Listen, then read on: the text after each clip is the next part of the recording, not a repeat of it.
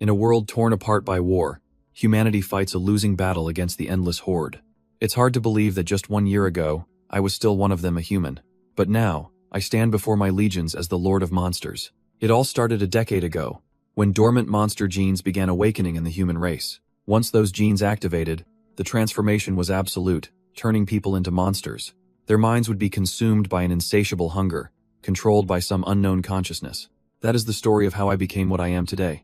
A monster, and an accomplice to the destruction of the world. But no one ever considered that those who turned might have a shred of humanity left. And as another beast attacks, I prove them wrong, shielding the innocent from its wrath.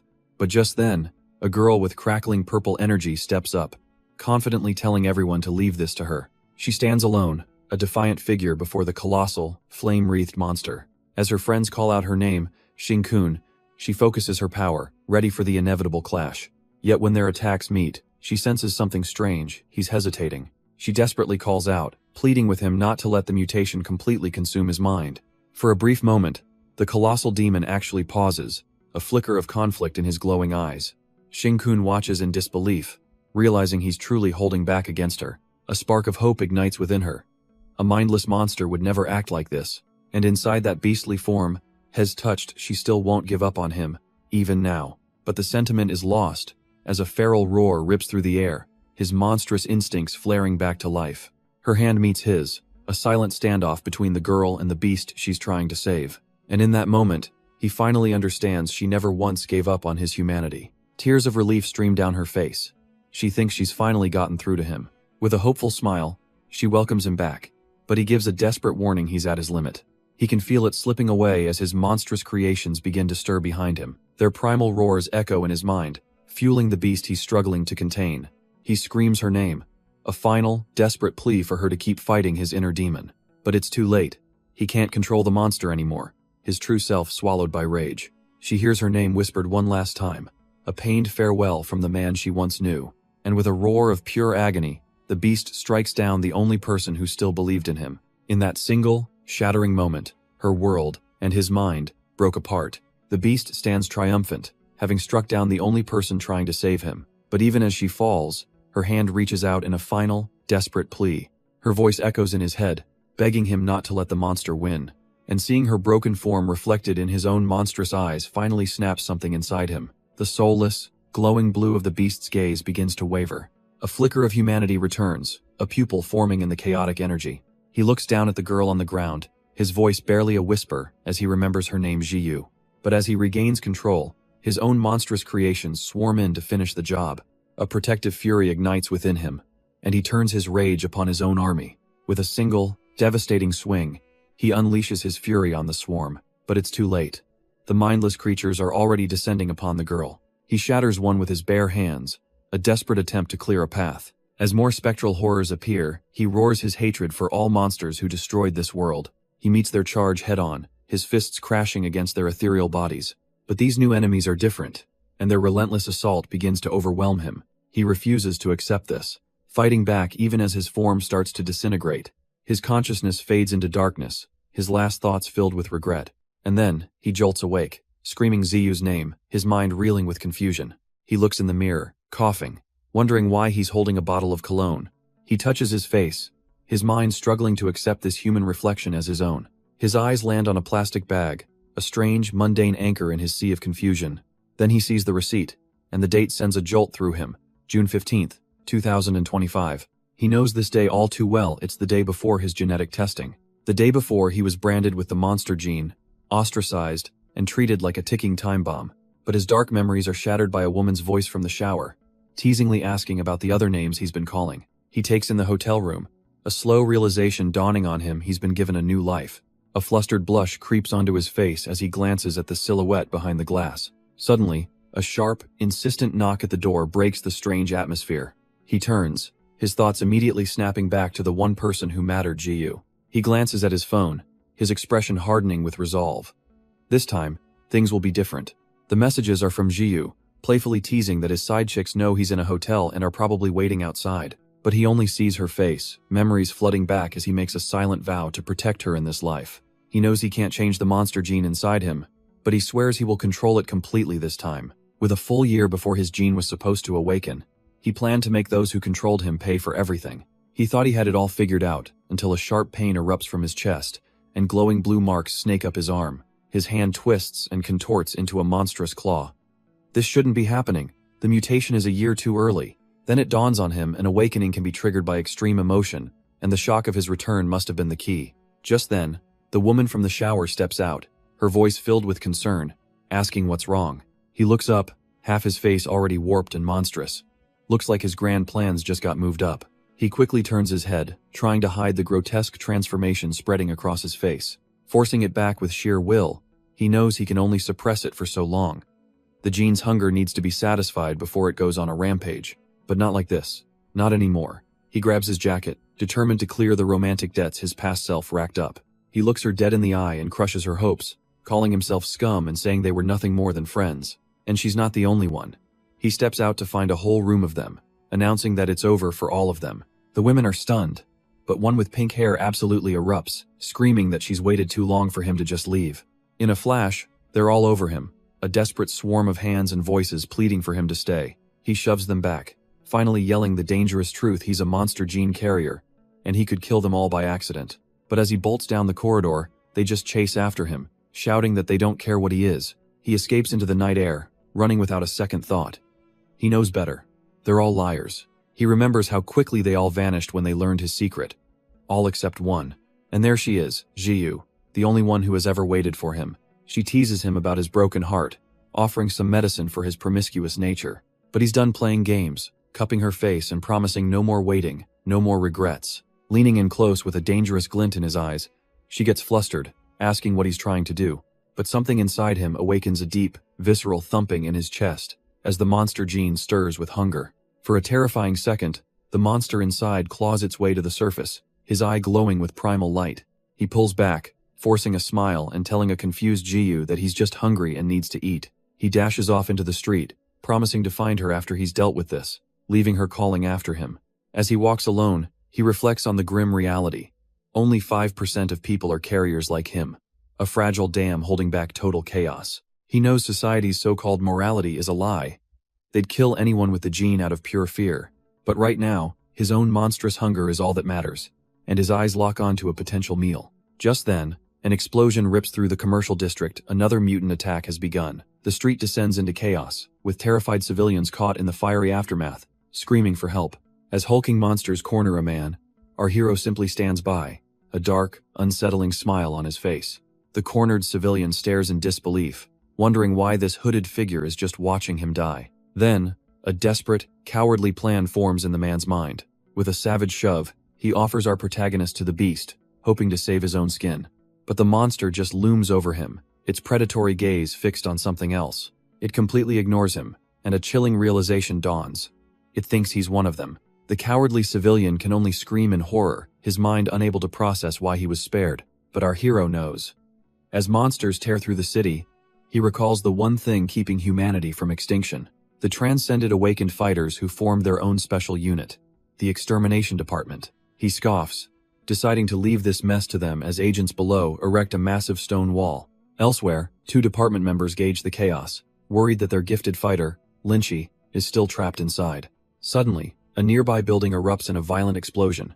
We find Lynchy, his arm gruesomely torn off, a heavy price he paid to rescue 3 children. But there's no time for relief, as more snarling monsters swarm him, hungry for a kill. With blood dripping from his wound, his golden eyes narrow with cold focus. He unleashes his power, Metal Flame, sending searing beams of light to incinerate his foes. He's already lost an arm, his pride as a gifted fighter completely shattered. But just as the beast lunges, a flash of red smashes into its jaw with explosive force. Lynchy can only stare in disbelief, a rank 2 monster, defeated with a single, bare-fisted punch. This mysterious transcender continues his assault, effortlessly caving in another monster's skull. He turns back with a smug grin, commenting on how the place needed a little tidying up. The injured agent tries to warn him not to underestimate these creatures, but his words feel hollow. The man in red simply tells him to get the children to safety and leave the real work to him. Then, with a casual, "Hey bro," he leans in close, leaving Lynchy completely bewildered. "Sorry about this," he says with a menacing grin, explaining it's not good for others to watch him eat. And with a swift chop to the neck, the extermination department's ace is out for the count. One of the last monsters sneers, mocking this low-level human for trying to steal its prey. But the man in the red cloak simply smirks, telling the beast it has things completely backward. His arm erupts into a claw of bone and blue flame. He's the hunter, and this thing is the prey. He lunges forward, his power swirling into a vortex that tears into the monster's flesh. The creature can only scream in disbelief, recognizing the energy as the legendary Flame of the Lord. With a predatory grin, he explains that he was once their lord, and he has the experience to prove it. The monster wails in protest as he begins to absorb it, shrieking that they are the same species. Its brethren are enraged, calling him a traitor, trying to usurp the power of their mighty king. He pauses for just a moment, a flicker of curiosity in his eyes as he hears that title. Then he scoffs, deciding that this so-called king sounds like the perfect next meal. With a final shriek, the monster is devoured, its essence absorbed into our hungry protagonist. Meanwhile, outside the district, the tide of the battle has mysteriously shifted. One of the agents from the extermination department notices something strange. The monsters feel weaker. His comrades agree. The creatures have lost their coordination, making them easy pickings. A junior agent asks his superior for an update, confused by the sudden change. The veteran smashes another monster, realizing what this means. Lynchy must have killed the rank 2 leader inside. Confident that the immediate threat is over, he decides they need to go check on their comrade.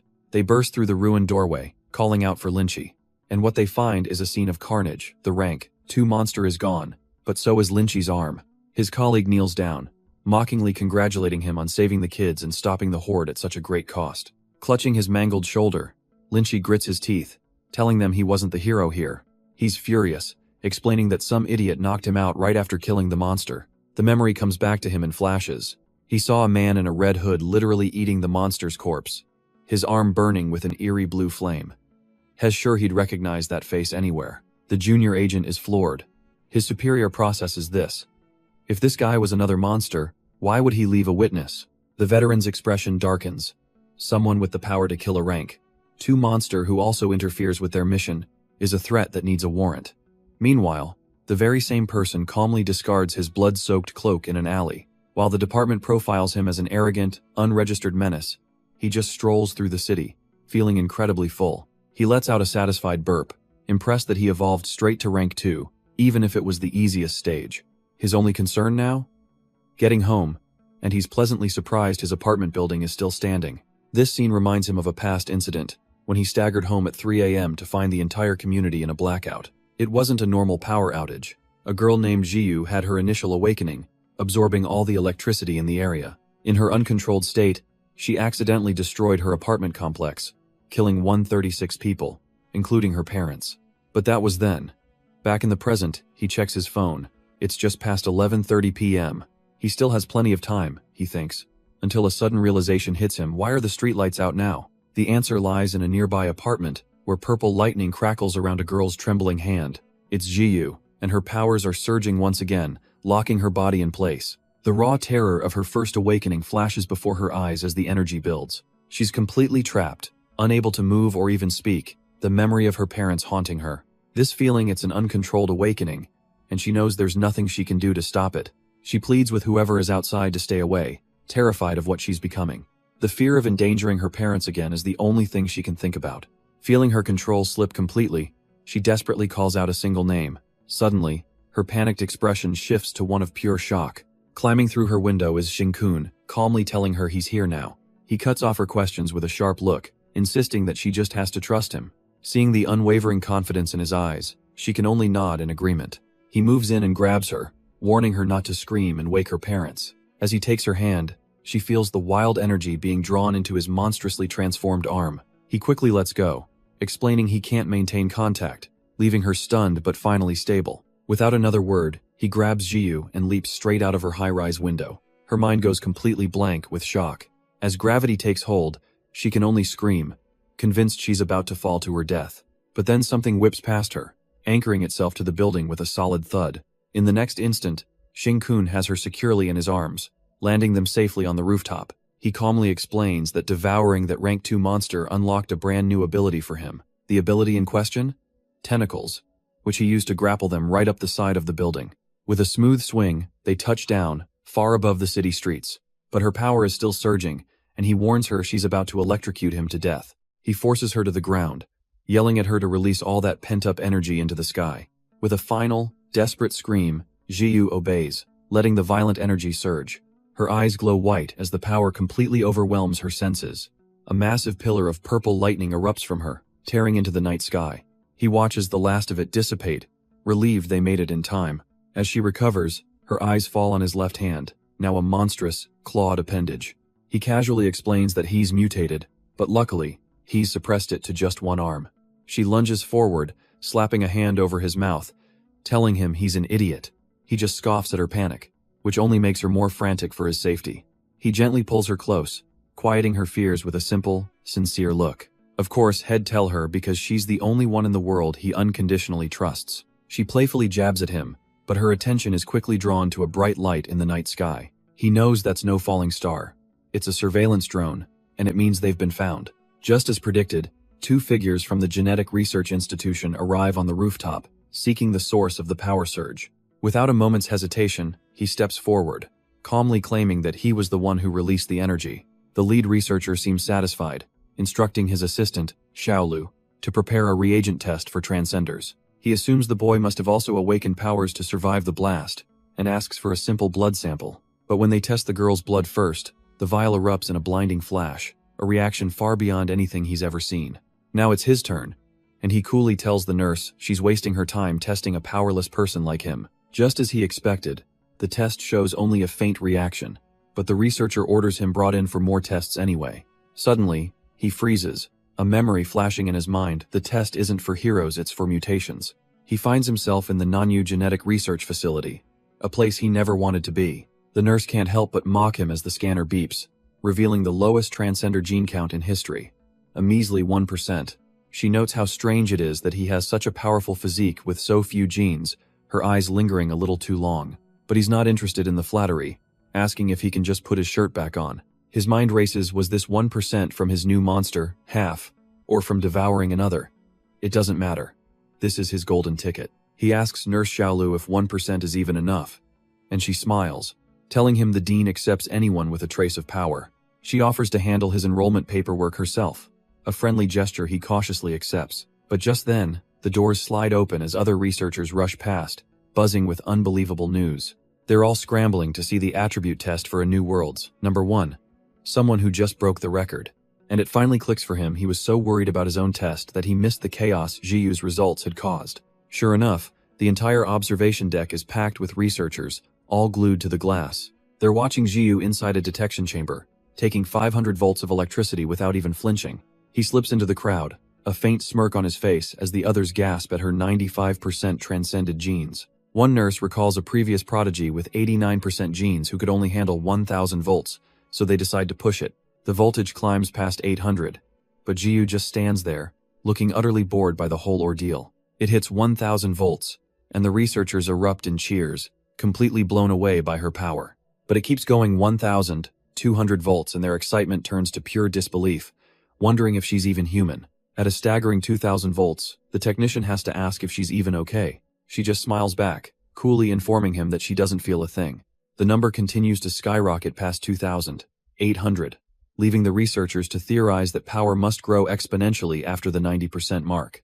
The dial hits 3000 volts, and the terrified technician finally asks if maybe, just maybe, they should stop now. But Jiyu shakes her head. She explains, she's absorbed all this new energy and is about to lose control. Raw power erupts from her body as she warns them she might accidentally destroy the entire facility. That's all the motivation he needs, frantically mashing the off switch, while noting her upper limit is completely unknown. Outside, our protagonist tries to push his way in to help, but a guard blocks him, citing the insane electrical charge. But their argument is cut short by 2 men in lab coats who stride down the hall, ordering the door open. The guard recognizes the older man as Dean Fan, who casually dismisses the danger and says his companion can help her. With a heavy clank, the reinforced door to the testing chamber slides open. The younger man, Shizai, saunters in, but Jiyu quickly warns him to stay back, her power dangerously unstable. He just smirks, claiming he's arrived just in time as a ball of fire ignites in his palm, ready to help. His fire, he claims, is the perfect solution so she won't accidentally hurt anyone. With a slimy smile, he introduces himself as Fan Shizai, her future classmate at the institute. Outside, our protagonist glares through the glass, immediately seeing through this guy's pathetic moves on his girl. Jiyu cautiously declines a handshake, warning him she's still crackling with dangerous, unstable energy. But Shizai isn't deterred in the slightest, smoothly brushing it off by saying they'll have plenty of time later. He decides to cut to the chase, getting to the real reason he came in here. He explains their new school group students into teams, before boasting about his own 90% high-quality genes. With a confident smirk, he formally invites her to join his elite team to secure the best resources. She seems to consider it, thanking him for the generous offer, only to cheerfully tell him she already has a partner, leaving him stunned. Shizai internally scoffs, convinced her partner's test results must be pathetic, and that she'll soon reconsider. But his smug expression vanishes as Jing-kun enters the room, and Ji-yu happily confirms they're a team. Just then, an imposing older man arrives, calling for Shizai and revealing their family connection. As he's led away, Shizai tosses one last look back, hoping she'll think about his proposal. Later, in an office, he complains to his uncle that they absolutely must recruit the 95% gene genius. His uncle's advice is chillingly simple. If an obstacle stands in your way, you remove it. And as if on cue, the dean receives a report on Jing-kun's test results.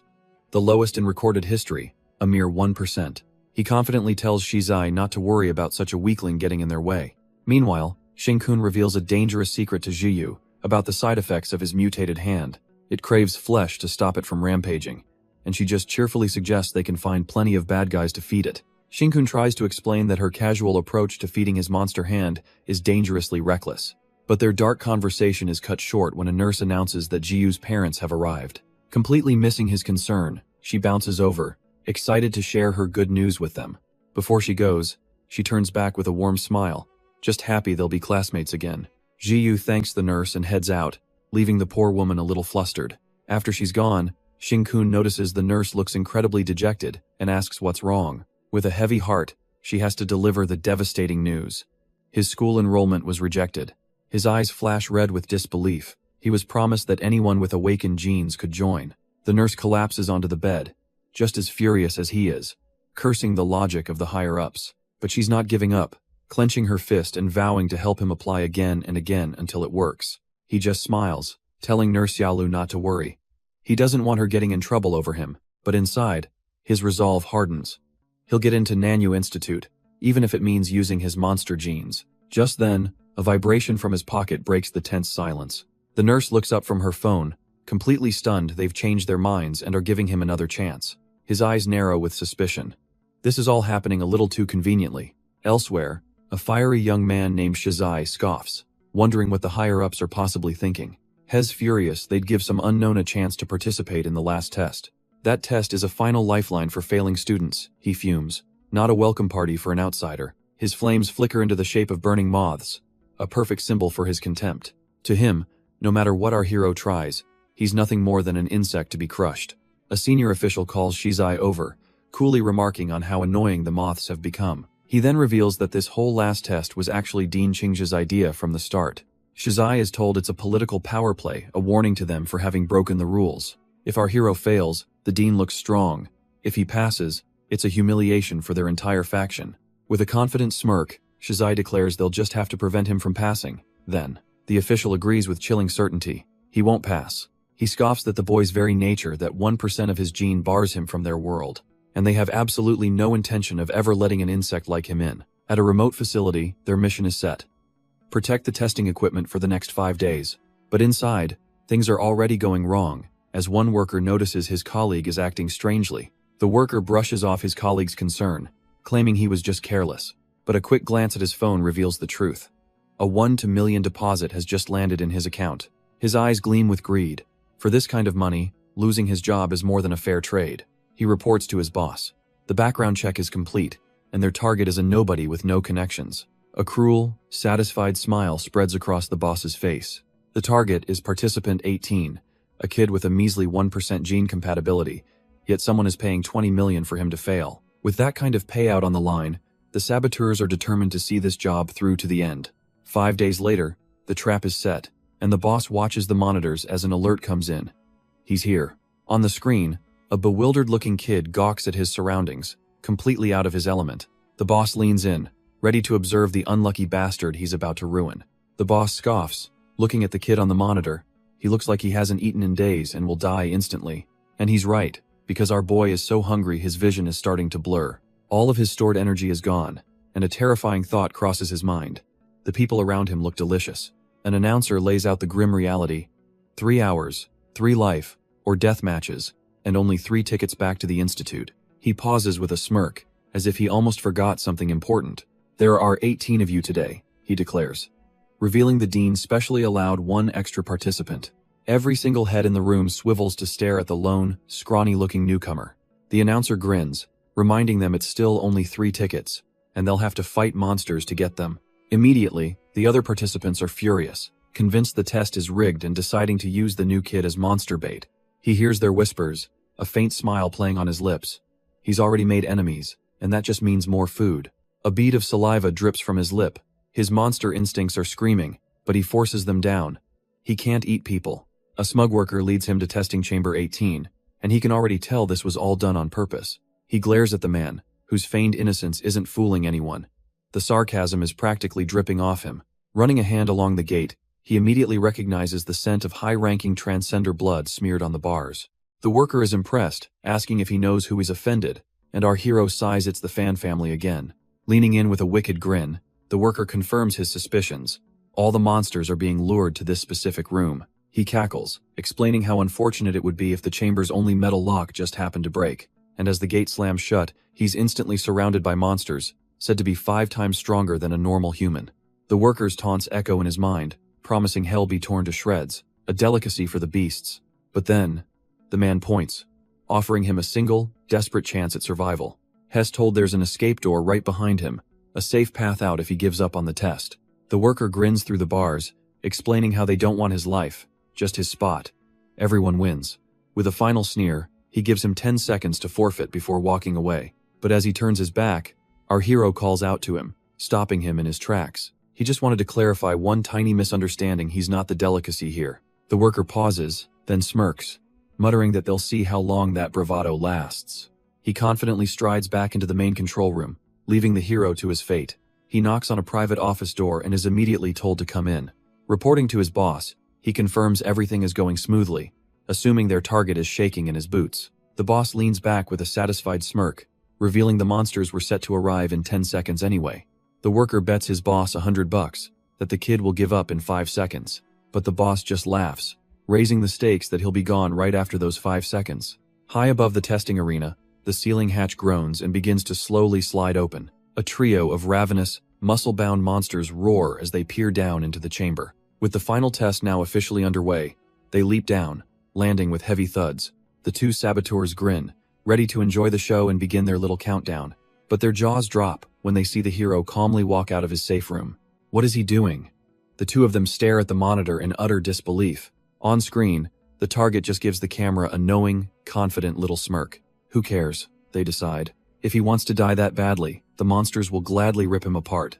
The monsters descend upon him, viewing him as nothing more than fresh food. But he'd almost forgotten they see him that way because right now, an even deeper hunger is consuming him. Up in the control room, the saboteurs are baffled as the beasts just run right past him. While they're busy mocking his apparently worthless genes, he casually snatches the first ticket. The lead saboteur, however, isn't worried at all. He has an ace up his sleeve. He's counting on Wuyan, a boy who awakened a rare mental type ability during a recent attack. And right on cue, Wuyan storms in, demanding the ticket from the dazed-looking outsider. He activates his signature power, unleashing a wave of pure mental intimidation. Leaning in close, he sneers, eager to see the terror on his opponent's face.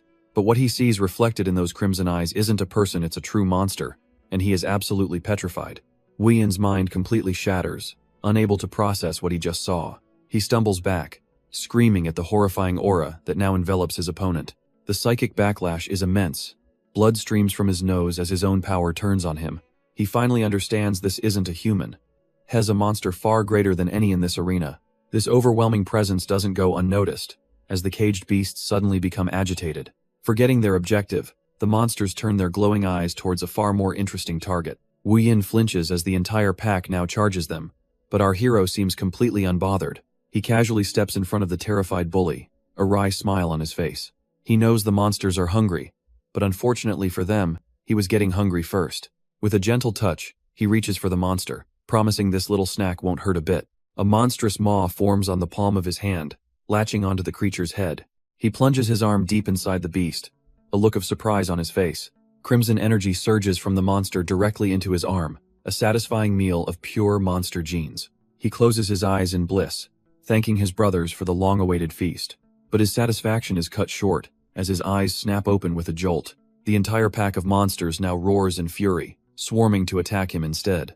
He looks genuinely annoyed he just took a tiny bite, and now they're treating him like the enemy? From the control room, the saboteurs smirk, convinced the brat is about to be torn apart. But Wu Yin is screaming in terror, yelling that you can't just kill a monster. Not like that. His eyes are wide with the horrifying truth of what he's witnessing. But instead of being torn apart, he meets the monsters head-on, smashing one right in its teeth. Wu Yin stares in disbelief. The boy is moving like their attacks mean nothing, toying with them. It's like he knows them inside and out, striking their weak points on pure instinct. Wu Yin knows one hit should be fatal, yet this newcomer is perfectly dodging and countering every move. Then, with a surge of energy, he plunges his hand straight through a monster's chest. A glowing monster core appears in his hand, and his own eyes flare with a strange light. Without a moment's hesitation, he rips through a second monster just as easily. Wu Yin realizes this can only mean one thing. This guy must be a veteran who has killed countless monsters. Up in the control room, the bribed worker starts to panic, asking his boss what they should do now. The boss simply puts his hands together with a sinister smile, telling him not to worry. With the immediate threats gone, our hero finds himself surrounded by the other test takers. Their leader, Zhao Sheng, steps forward with a smug grin, accusing him of bribing his way in and demanding his ticket. Wu Yin, still reeling from what he witnessed, frantically tries to warn Zhao Sheng that this guy is dangerous. But Zhao Sheng just scoffs, calling Wu Yin useless trash for cowering before a fight has even started. He rallies the others, telling them to surround their target and take the tickets for themselves. Just then, another monster appears, but Zhao Sheng simply delegates, telling a bald underling to deal with it. The two assigned participants agree to ignore the beast and focus on the real prize, the guy who cheated his way in. They plan to just lure the monster away, seeing it as nothing more than a minor distraction. But then the bald participant gets a brilliant, and incredibly stupid, idea. He reasons that if this newcomer killed two monsters, the test must be rigged to be easy, and the monsters are just starved and weak. So, with a smug grin, the bald participant decides he wants to score a kill too, but his punch is stopped cold, his overconfidence shattering in an instant. The monster's hand clamps down on his face before he can even react, and with a single, contemptuous swipe, sends him flying across the room. Zhao Sheng watches, seething with disgust at the fool's incompetence. He dismisses the weak monsters and turns his glare back to the real prize. Lunging forward, he throws a punch, ready to teach this newcomer a lesson. But his fist is caught effortlessly, as our hero realizes he used the wrong hand. He thinks back to his left arm, now completely mutated and pulsing with a rank 2 aura. It was the same power he used to save Zhiyu, a tentacle with an 8-meter reach.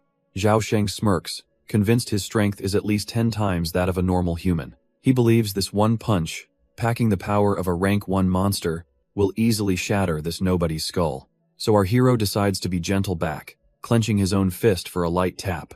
The resulting impact sends a shockwave of energy through Zhao Sheng's entire body. Damn, he realizes he still overestimated himself, putting way too much power behind that gentle punch. He checks on his downed opponent. A little panicked he might have actually killed him, but thankfully, he's still breathing.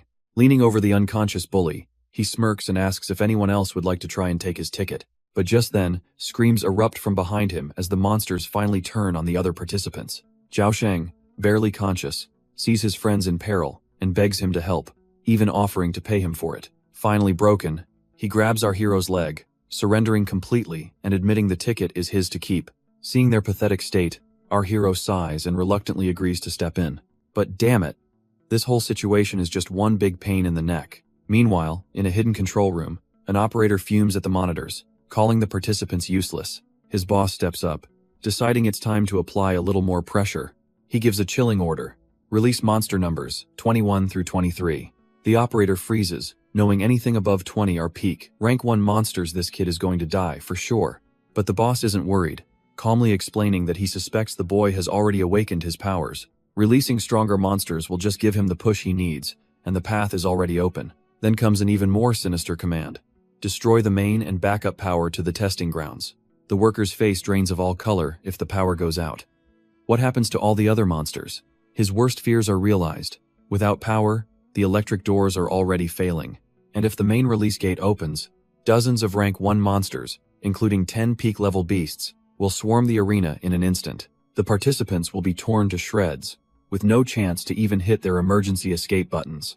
The worker frantically backs out, telling his boss he can't do it, this is a death sentence if they get caught. But the director calmly reminds him this order comes from the infamous fan family, and they don't take kindly to failure. He leans in, a sinister glint in his glasses, promising he'll make sure the worker avoids any punishment. As an added bonus, he offers 10 million and a clean escape from the city. All he has to do is say yes. Greed washes over the worker's face, and with a sweaty smile, he agrees to the plan. Far below, the test subjects stand in the center of the arena, completely oblivious to the hell about to be unleashed.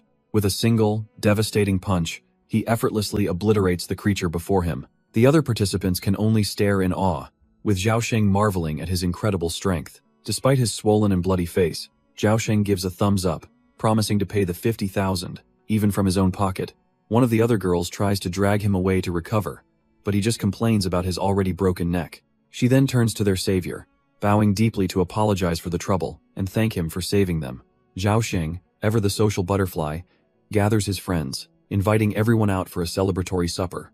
Our hero just smirks, coolly rejecting the offer by saying he's already eaten. But in the next instant, his relaxed demeanor shatters as he senses a new, deadly presence. He screams a warning just as a massive monster materializes in the air, dropping right on top of the unsuspecting group. Zhaosheng looks up, his face a mask of pure terror as death plummets towards them. With his last bit of strength, Zhaosheng shoves his friend out of the way. The monster lands with a sickening crunch, reducing him to a bloody smear on the floor. His friends can only watch in absolute horror, screaming his name in disbelief. Even our hero and Wu Yin are caught off guard.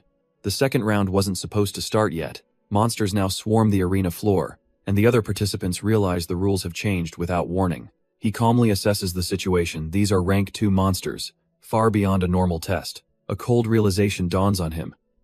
They're going all out just to stop him from passing.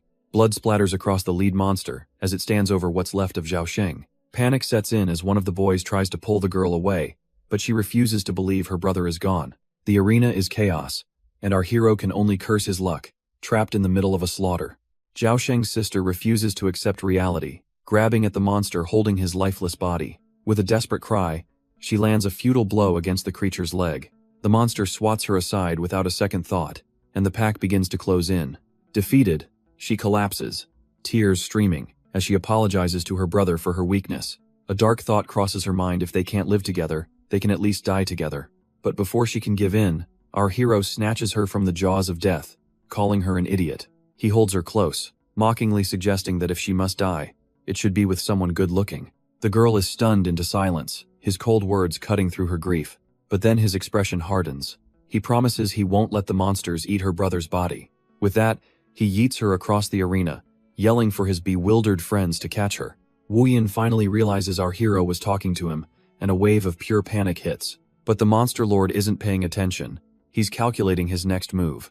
He knows that if these things eat Zhaosheng, they'll evolve to rank 2, and he'll have to mutate his own arm to win. With a sigh, he leaps into the fray, casually brushing past the monsters who tell him to back off. The sister watches in stunned silence, unable to believe he's fighting 3 of them just for her brother. He lands right in the middle of them, calmly pointing out that they don't seem to see him as an enemy. The lead monster growls, its patience wearing thin as it clutches its prize. With a smirk, he places a hand on its chest, politely asking if it could hand over the food. In a flash, he yanks the body free, turning to the other 2 monsters with a mocking grin. He tosses the body aside and offers himself instead, promising they won't be hungry after a taste of him. And just like that, Zhaosheng jolts awake, the blood on his face a stark reminder of how close he came. His eyes focus on the unbelievable sight. The strange man is single-handedly holding back the monsters. The pain finally hits him, and he collapses in a rather undignified heap on the floor. But a familiar voice cuts through the haze as his sister rushes to his side, overjoyed to find him alive. She cheekily tells him he owes their savior a huge debt, one he should probably pay with his body. Zhaosheng snaps at her to stop playing around, insisting they need to escape this testing ground immediately. She panics, realizing the ticket they need was left behind, but he knows they can't afford to go back. Grabbing her arm, he tells her the situation is too strange, and that she just needs to trust him. She reluctantly agrees, helping her injured brother towards one of the testing chambers. Meanwhile, back in the chaos, our hero casually explains to the last monster that rank 1s like it barely even count as a snack. And that's all before he even bothers to use his lord's flames, he casually mentions while crushing its chest. If he really went all out, he could kill one of these pathetic creatures every 10 seconds, though the cost is a bit steep. He coldly lays out the math. To evolve to rank 3, he'll need to devour about 100 of them, so he politely asks them to just line up and let him eat, a chilling request that hangs in the air. But suddenly, the grinding sound of a release hatch opening catches his attention. The test is advancing. Elsewhere, Zhaosheng reaches a door, telling his sister that their lives are more important than any future this test offers. He slams his hand on the activation panel, a desperate gamble for freedom. But instead of opening, the room plunges into darkness, and his sister cries out in confusion. She points with a trembling finger, telling her brother to look at what's behind the gate. It's not an exit, it's another testing ground, swarming with a fresh hell of even more monsters. Meanwhile, in another area, the test devolves into a desperate brawl as one participant is decked for his pass. The freckled kid hits the floor, clinging to the ticket that represents his only chance. He's immediately swarmed by the others, each one screaming about their own dreams of power and riches. For this kid, it's about revenge on everyone who ever looked down on him. He glares back with fiery eyes, absolutely refusing to let go of his future. But his human squabbles are cut short when a hulking monster violently crashes the party. Suddenly, it's not just one, it's an entire horde, erupting from the shadows and tearing through the crowd. He stumbles back in terror, his mind reeling. This can't be right. There shouldn't be this many monsters. Up above, a lone worker watches the massacre, admitting he's the one who destroyed the backup power, trapping them all. He blames a man named Shinkun for his actions, but his smug rant is cut short when he realizes someone is watching him and laughing. The figure in the pit simply looks up, a cold, knowing smirk playing on his lips. The worker scoffs, still laughing, declaring that his perch is the safest place in this whole death trap. In fact, he flips him the bird, boasting that he should be thanking him for the 10 million he just earned. While our hero gets eaten, he'll be leaving the country tomorrow to live a life of carefree luxury. In response, the young man casually flicks his wrist, sending a swirling ring of dark energy into the air. The worker just blinks, completely unimpressed by the seemingly weak toss. He bursts out laughing, mocking the pathetic throw that didn't even come close to reaching him. But his laughter cuts short as that same dark energy latches onto him from behind. He screams in pure terror, realizing too late that he was never safe at all. His safe spot becomes his grave as he's dropped right into the waiting maws of the hungry horde below. The terrified worker now pleads for his life, even offering up his blood money. But our hero just gives him a cold smile, casually stating he can't even save the others, let alone a traitor.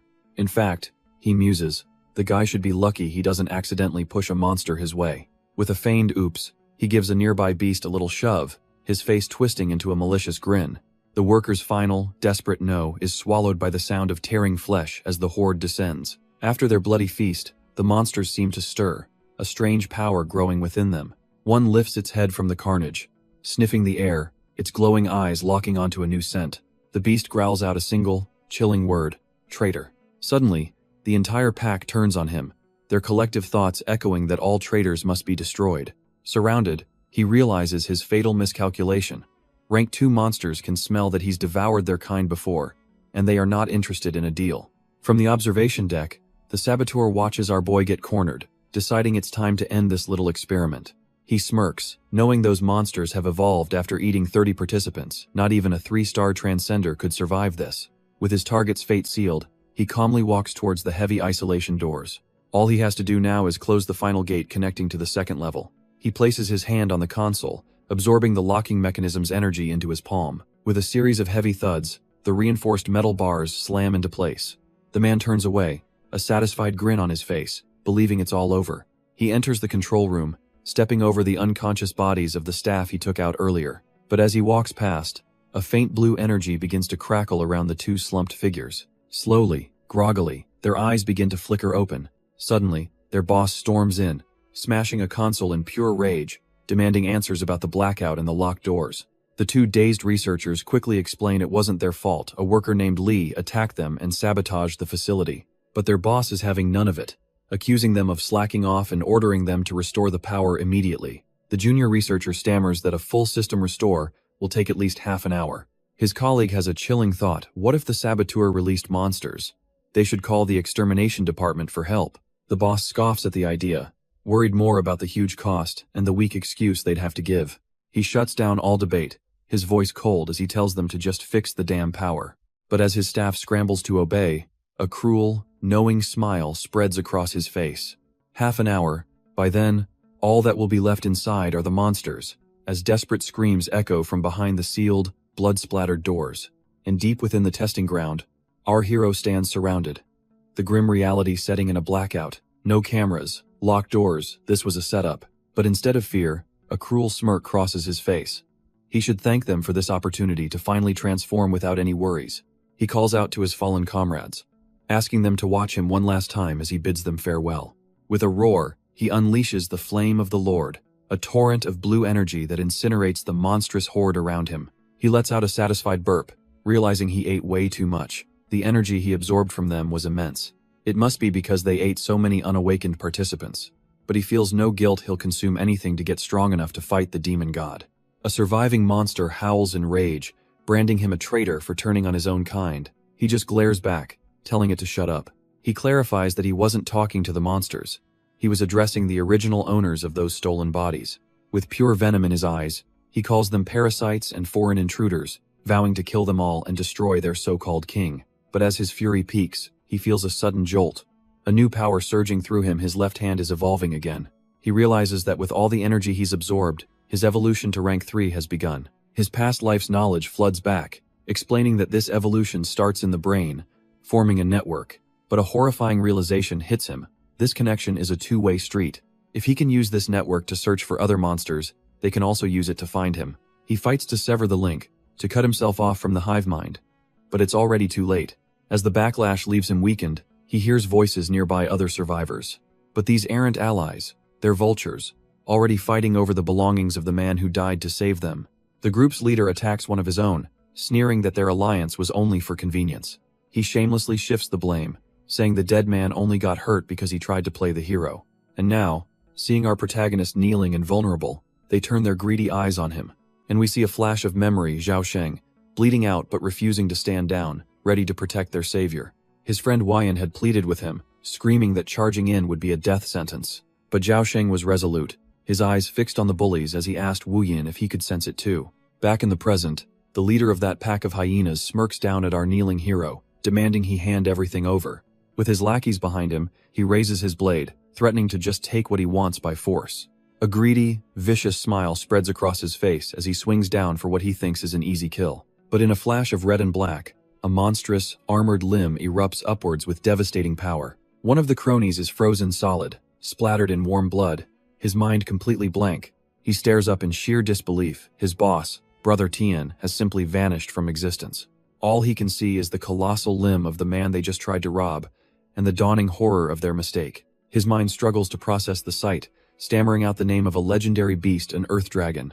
The creature's jaws unhinge with a deafening roar, revealing rows of teeth ready to shred steel and bone. The other bullies, trapped and helpless, can only scream as the overwhelming presence descends upon them. In an instant, they are torn to ribbons, their pathetic power play ending in a shower of gore. The last surviving crony stares, his eyes wide with a dawning, soul-crushing memory. He's seen this monster before. A terrifying news report is flashing through his mind. It was the calamity that wiped out an entire town, a beast so powerful that even elite transcendence could only drive it away. A bitter laugh escapes his lips. They were fighting over scraps, and now they're all going to die. With a final, brutal strike, the dragon ends his miserable existence without a second thought. But our protagonist grits his teeth, realizing he's made a terrible mistake by connecting to the monster network and attracting this thing's attention. He braces for impact, knowing this is going to be a long, grueling fight. But the sheer, bone-crushing force of the dragon's tail slams into him, sending shockwaves through the chamber. He can feel his monstrous arms straining. The difference in raw power is just too immense to handle. In a desperate move, his mutated hand transforms further, its jaws clamping down hard on the beast's flesh. And then he sees the glowing core and realizes with dawning horror this isn't the dragon, it's just one tentacle. But to understand how things got so bad, we have to rewind just 2 minutes, outside the trial grounds. In the Guardian's waiting area, anxious families pray for their children's success and safe return. But one girl, Jiyu, scoffs at their prayers, reminding them that in this era, power is the only true safety. Her sharp gaze narrows. She felt a sudden power fluctuation from inside the trial grounds. Something is wrong. She approaches the guards, introducing herself as a student who just sensed a major anomaly. Her words send a ripple of panic through the other families waiting nearby. The guards are instantly on alert, wondering how some random girl could possibly know that. One steps up, telling her to stop talking nonsense or they'll be forced to throw her out. He gets in her face, demanding to know who she is and how she even got into a restricted area. But just as he berates her, a wave of sinister energy washes over the entire room. Every parent in the waiting area suddenly clutches their chest, crying out in inexplicable pain. The guards are no exception, collapsing to the floor as the lights flicker and an awful dread fills the air. Ji-yu fights through the pressure, her suspicions now confirmed beyond a doubt. Ignoring the guards' weak protests, she makes a break for the inner doors. She bursts into the corridor, now heading straight for the entrance to the trial grounds. Her instincts scream that something monstrous is waiting just beyond these walls. Inside the control room, a senior official is ordering his team to restore power immediately. But the lead worker just smirks, planning to use the door as a shield and wait for backup. Hez snapped out of his lazy plan by Ji-yu's sudden arrival, and he angrily demands she leave. She calmly introduces herself as a freshman with an electricity attribute, offering to fix the problem. He scoffs at her, mocking a mere student for thinking she could possibly have enough energy stored. Ji-yu's eye glints with power as she explains that in a city, her supply is literally unlimited. With a surge of intent, she draws raw energy from the grid, flooding the room with purple lightning. The worker stares dumbfounded as visible electric particles begin to gather around his hand. A sharp, painful zap is all it takes to teach him he just made a very big mistake. The worker's jaw drops as it dawns on him this girl is the rumored prodigy with 95% transcendent genes. He starts to panic, realizing if she restores power, she'll open the gate to whatever horrors are inside. He orders her to stop immediately, trying to pass off his fear as concern for her unstable power. She just glares back, unimpressed, as he lectures her about destroying government property. He puffs out his chest, telling his maintenance team to remove this pest who is hindering their work. One of his subordinates actually pulls out a gun, warning her not to get cocky just because she's a prodigy. The gunman's hands tremble, but the lead worker is fully committed to this idiotic escalation. He points a finger right at her, threatening to end her if she dares take another step. But at that very moment, inside the trial grounds, the monster lord faces a blinding explosion of energy. His demonic arm intercepts the blast, and he notes with mild surprise that his enemy's attack can withstand the lord's flame. The energy tears through his monstrous flesh, leaving his arm shredded. He finally sees his opponent, a monstrous, multi-eyed earth dragon. Its attacks aren't just powerful. They're draining his genetic power, stalling his evolution to rank 3. The sheer scale is overwhelming. He has to find a way to evade those impenetrable defenses. In a flash of inspiration, he sprouts a razor-sharp tentacle from his own body. The skin is too thick to pierce, but he realizes it's enough to latch on. Using the tentacle as a grappling hook, he swings himself directly onto the massive beast. His plan is desperate. Use the Lord's flame to carve off some flesh and consume it. But as he prepares to strike, a sudden, horrifying thought freezes him in place. The dragon's body erupts with those same black teeth, turning its skin into a forest of blades. The sickening crunch of flesh and bone echoes as he's impaled from every direction. But even skewered on the beast's hide, he refuses to die, roaring as he unleashes maximum power. With a final, desperate cry, he pours every ounce of the Lord's flame into the dragon's body. The colossal beast shrieks, its insides burning as his gambit actually starts to pay off. Meanwhile, a smug worker muses about a certain girl with powerful genes, feeling that familiar, unsettling presence. His confidence shatters in an instant, replaced by pure terror as he whips out a gun. Panic takes over, and he blindly opens fire. One shot, then another, filling the air with the sound of his fear. But the bullets hang suspended in the air, caught in Ji-yu's crackling purple energy field. She glances back, unimpressed, thinking how lucky she is that the terrified fool missed. But as she stands there, wreathed in purple light, he realizes it wasn't luck at all. It was a calculated move, a powerful magnetic field she created just by circulating her own electricity. This is the power of a 95% transcended gene carrier. She's practically inhuman. The worker can't comprehend it. Electricity isn't supposed to be an extension of someone's will. And even more terrifying is the fact that she's still standing, completely unfazed by the monstrous aura below. He suddenly remembers those with extraordinary genes have a natural resistance to the pressure from monsters. With the facility's power now restored by her own hand, the floating bullets around her shatter into dust. Her eyes narrow, her voice cutting through the silence as she orders them to open the door. Meanwhile, up on the second level, the director is in a full-blown panic about the system failure. He yells at his team to fix the power, only to be told that it's already back on. The director's mind reels. How did the maintenance team fix the power so quickly? Unaware of the sabotage, a young operator decides to open the main gate to get everyone out. The director screams for her to stop, but her finger presses the button without hesitation. He's too late. The order has been given. Down below, The massive doors begin to slide open, revealing the path to escape. In a desperate sprint, the boss races to stop the gate from opening any further. But Jiyu is already prepared, her fists clenched, ready for whatever comes next. As the opening widens, she doesn't see freedom, she sees the thrashing tail of the monster. Her confident expression melts into pure, unadulterated shock. Behind her, the workers can only stare in horror, their hope instantly turning to despair. The workers scream in terror, recognizing the legendary Earth Dragon from the news. But Jiyu's eyes are fixed on something else, a familiar face, Shinchun. And there he is, riding atop the colossal beast, his monstrous arm glowing with power. Her disbelief instantly hardens into pure, unbridled rage as her own energy flares to life. In a flash of violet lightning, she unleashes her power, plunging the entire facility into darkness. The director is thrown to the ground, surrounded by crackling tendrils of her electricity. He can't believe it, the floor itself is conducting a lethal current, a testament to her power. Across the city, entire districts suddenly go dark, the power grid completely overwhelmed. At the extermination department, operators scramble as every alarm blares at once. Their commander calmly takes the call, already guessing it's the newcomer, Jiyu, losing control again. Aboard the rampaging dragon, he recognizes the crackling purple energy immediately. That's Jiyu's power. A savage grin spreads across his face. What a perfect, chaotic gift she's given him. But before he joins the fray, he decides to grab a little snack for himself. He leaps from the beast's back, his mutated hand aimed straight for the dragon's glowing core. With a brutal wrench, he rips out a chunk of its raw power, absorbing it into his own body. Now energized, he hits the ground running, shouting Jiyu's name amidst the destruction. But from the control room, the man behind the sabotage sees this chaos not as a problem, but as a blessing. The Earth Dragon's appearance has erased all evidence, giving him the perfect alibi to act. He rallies his researchers, ordering them to stall the dragon until the extermination team arrives. With everyone focused on the monster, his eyes gleam with malice now. No one can stop his real plan. Holding Jiyu close, he grits his teeth through the searing pain as his arm continues to mutate.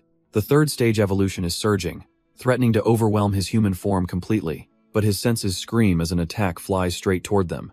With pure instinct, he throws up his monstrous arm, blocking the golden beam of energy. The sabotage boss appears, a smug look on his face, surprised his prey managed to catch that. But his condescending smirk instantly vanishes, replaced by utter disbelief. He stares in horror, demanding to know what kind of creature stands before him, because in that moment, our hero's eye flashes with a brilliant, transcendent blue light. The boss stumbles back, witnessing an impossible power manifest even during a transformation. His scientific mind races, realizing this is one of the 5 major elemental attributes. None of the known transcendent powers, ice, wind, lightning, or even mental evolution, could explain this monstrous arm. The boss roars, questioning if our hero is even a transcender at all as his true attack begins. Golden energy lances burst from the floorboards around them. He decides he doesn't care what the boy is, so long as he dies right here. With a furious shout, the boss unleashes his full power. The spears slam home, impaling our hero as he shields the unconscious Jiyu with his own body. But his back erupts not with blood, but with a surge of crimson demonic energy. He looks up, the attack doing little more than fueling his rage and accelerating the change. The boss can only stare, his scientific mind crumbling.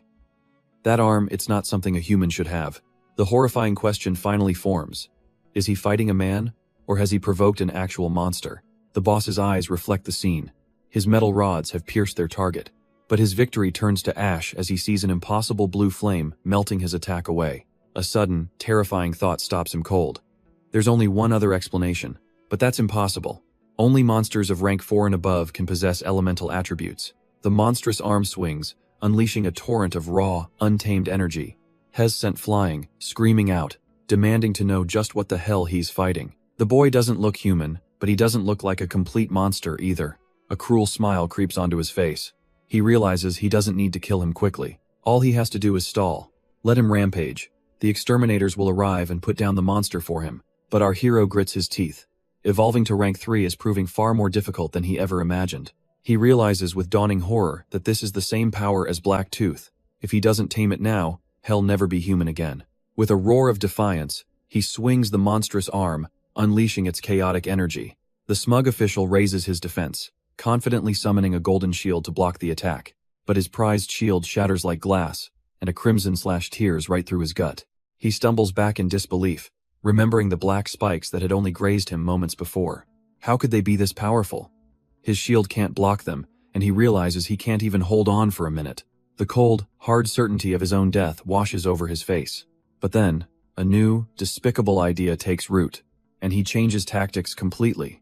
A slimy grin spreads across his face as he taunts our hero, telling him that in his current state, he's nothing more than a monster. The exterminators are coming, he gloats, and they won't hesitate to put down a beast like him. The official continues his crazed rant, declaring that a monster is an enemy to all humanity. He sneers that everyone will want him dead, but his tirade is cut short by a flash of purple energy. He turns in disbelief to find Jiyu standing there, her hand crackling with power, demanding he stop.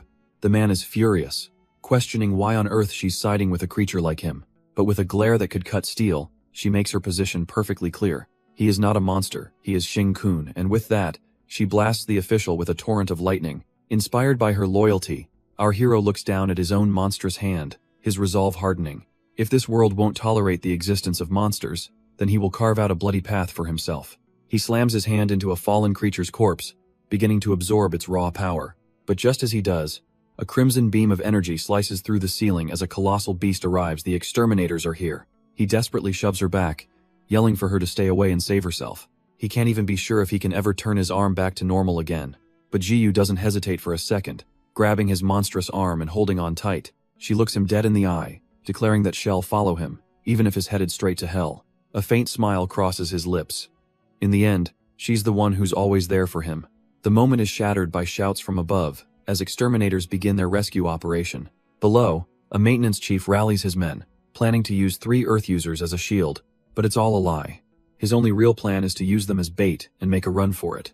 Before he can even turn, the beast strikes, tearing through the workers in a flash of gore.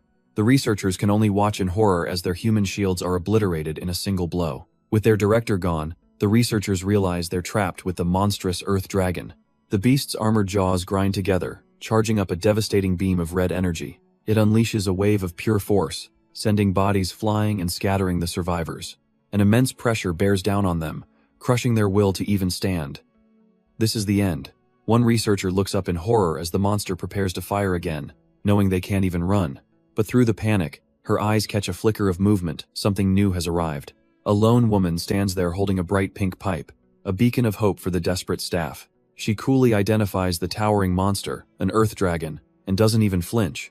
Her strange weapon begins to glow, crackling with an intense surge of blue energy. And with a mighty swing, she reveals her true motivation. This beast just interrupted her blind date. The researchers cry out in terror, certain her wild attack is about to wipe them out along with the monster. But the shimmering blade of water phases right through them, a stunning display of absolute precision. It smashes into the earth dragon, and they finally comprehend the power before them. This is a 4-star transcender. The beast roars, however, not in death, but in rage as its grievous wounds begin to rapidly regenerate. In a moment of dawning horror and awe, the female operator realizes exactly who has come to save them. She is Shang Guangsu, the strongest guardian of the institution, and she calmly tells everyone to leave it to her. Stepping forward, she orders the terrified staff to evacuate and brief the incoming exterminators on the situation. But elsewhere, inside the chaotic testing facility, a far more personal crisis is unfolding. Jiyu looks at our hero's grotesquely mutated arm. He can't change it back, not without some time. So she points him toward a cell to hide, promising to buy him every second he needs. As Jiyu yells for the exterminators, creating the perfect diversion, our hero hides in the shadows. He realizes he has to compress this raging rank 3 power to regain his human form. But then, a flicker of understanding this feeling isn't just monster genes. It's the 1% of transcended genes he received on his first day of reincarnation. A dormant power, now awakened and hungry, absorbing the genes he devoured earlier. He realizes he can use this to stabilize his chaotic transformation and control his own evolution. He'll start with the very foundation of his body, his bones. The raw strength coursing through him is far beyond what he'd anticipated. But his evolution is cut short as a massive black tooth from the Earth Dragon erupts through the wall. Just then, the exterminators arrive, their leader thanking Jiu for making their job so easy. That sudden crash sends a jolt of pure panic through Jiu. The agents are instantly on edge, demanding to know if another monster just appeared. Their captain quickly silences them, hissing that they'll attract the beast's attention. But Jiu's resolve only hardens. She'll follow him to the ends of the earth if she has to. She shouts a warning for them to be careful as they cautiously advance. And there he is, putting on an award-winning performance of a confused, recently awakened survivor. The agents breathe a collective sigh of relief, completely fooled as they begin securing the others. He feels the new power in his bones, a perfect copy of the dragon's tooth, yet still lacking. He overhears the captain on the phone, learning the Earth Dragon has conveniently retreated. But the beast didn't run. It's being held at bay by a 4-star transcender who looks utterly unimpressed. His mind drifts back to the source of his power, a mere fragment of some incomprehensible demon god. His path is set: accumulate strength, secure resources, and protect Jiyu at all costs, hiding his true nature. A memory flashes, a vision of a city in ruins under a blood-red sky. He recalls a desperate battle against a monstrous demon wreathed in roaring blue flames. The memory of a lone fighter's terrified face is burned into his mind. Then, an even greater darkness descended, and a chilling thought echoes. He only has 1 year left. He snaps back to reality, the weight of that deadline settling heavily upon him. Jiyu breaks the silence, asking him just what he's been staring at since they arrived at the academy. He coolly deflects, joking that he was simply repenting his sins by admiring the scenery. Her unimpressed expression says it all. She's definitely not falling for that one. He lays out the grim reality. The world they know is on a 1-year timer, and he has to become a 5-star transcender before it all goes to hell. Jiyu nearly falls off her suitcase. A 5-star? She reminds him that 4-star is considered the absolute pinnacle of power. He just gives her a confident smirk, saying they'll just have to work harder than ever before, and not to worry, because hell help her. For a moment, she's taken aback by his sheer audacity. But then her expression softens. She trusts him. Well, mostly. With a cute pout, she adds that she trusts everything he said except for that nonsense about repenting for his promiscuous ways. The mood turns serious again as he sets a new goal. She needs to evolve into a 3-star transcender within a month, but she rightly asks how they can possibly get the resources without any connections. Just as he's about to answer, a booming voice calls out, "Big brother," and a group of students comes running over. It's the survivors from the final test, and their leader passionately explains that they only passed because of his aid. They owe him everything, their lives, their chance to study here, and with a deep bow, they pledge their undying loyalty to him as their new leader. After the dramatic declaration, the leader looks up with a curious smile, finally asking who this woman is by his savior's side. With a calm expression, he introduces the girl next to him as Jiu, who offers a shy little wave. The name instantly shatters the group's composure, their faces frozen in pure, unadulterated shock. They recognize her as the legendary prodigy, the strongest freshman in the academy's history. The leader's mind races, a wide, knowing grin spreading across his face as he connects the dots. He blurts out the obvious question, are the two of them a couple? Leaving them both comically speechless. The moment passes, replaced by a shared, deadpan expression that screams, absolutely not. Not wanting to deal with the hassle, he grabs their suitcase and starts to walk away. He dismissively explains they're just childhood friends, poking her on the cheek like an annoying brother. But the students aren't convinced, especially since the two of them seem to be sharing the same luggage. Seeing his chance, the blue-haired student steps forward, proposing an idea since they're forming a group anyway. He explains that the academy is holding a resource competition, and suggests they team up, boasting about his spiritual sense. Wu Yin cheekily adds that they might even be able to snatch resources from others, but his friend quickly screams for him to shut up. The group's leader is furious, accusing Wu Yin of trying to get their new big brother into trouble. He grabs him by the collar, reminding him that newcomers with transcended genes are always the first to be targeted. And this year is especially dangerous, with a prodigy who has an 88% gene score leading the hunt against anyone under 50%. The leader admits with a heavy heart that he's a prime target, with his own gene score being a mere 39%. The young woman with them, Xiao Tao, is barely any better off at 41%, her face filled with dread. Even the confident Wu Yin just scraped by with 50%, a fact that now leaves him sweating. Desperate, the leader turns back to our hero, promising they absolutely won't be a burden to him. But our protagonist isn't thinking about burdens. Hearing stealing resources, a predatory smile forms as he eyes his new followers' perfect bait. He explains to Zhu his grand vision. Turn these followers into powerhouses who would gladly remove any obstacles for them. With that decided, he turns around and announces they'll team up, much to the group's utter shock. The leader immediately objects, shouting that their new big brother doesn't need to pity them like this. But our hero shoots that down, claiming it's not pity he's teaming up with them because they're loyal and very useful.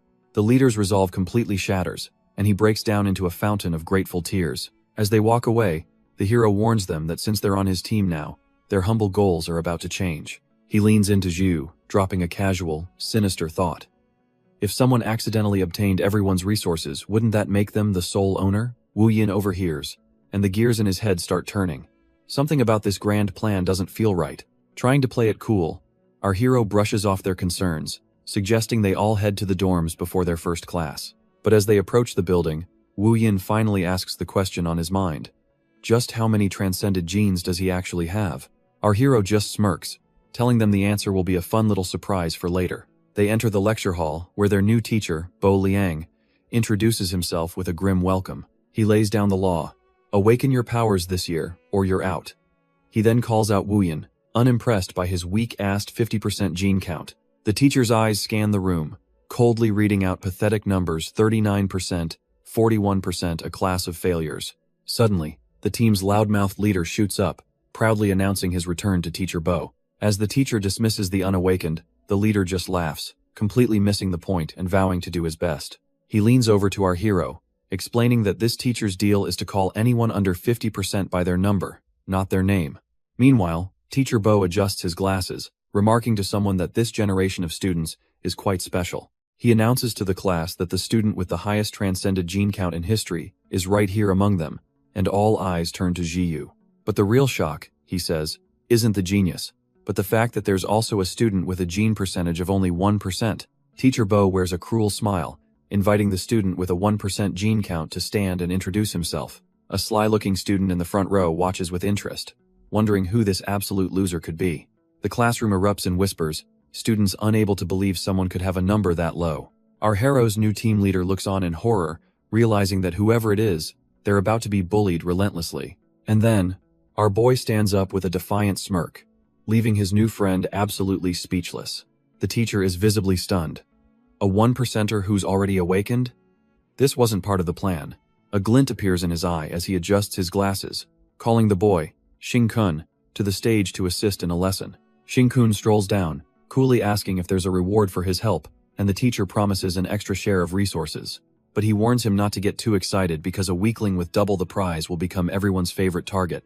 The lecture begins, with the teacher explaining elemental powers, all while the entire class glares at their new prey on stage. The teacher explains that the first step is to learn how to store external elements within their own genes. By molding these genes into a perfect battery, he says, they will finally become a one-star transcender. And for his demonstration, he reaches for a prop with a smug grin. He hoists a heavy metal bar, explaining that a transcender's gene content limits how much they can control. With a sharp crack, he breaks off a tiny shard, claiming this is the pathetic amount a 1%er could hope to influence.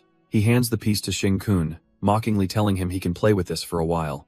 But as our hero holds the metal, a stunning realization hits him: this is the very power high-level monsters evolve to gain. The teacher continues his lecture, explaining that everyone has a genetic chain that can mutate towards monster or human. He preaches that the percentage of transcended genes dictates their entire future, and that's just how the world works. He even points out the class elites, like Jiyu, who can withstand 3,000 volts of electricity, to highlight the massive power gap. Bo Liang continues, stating that a 100% carrier would be a god, while the weak are simply insensitive to the elements. But our hero cuts him off with a casual question, asking if the teacher meant something like this.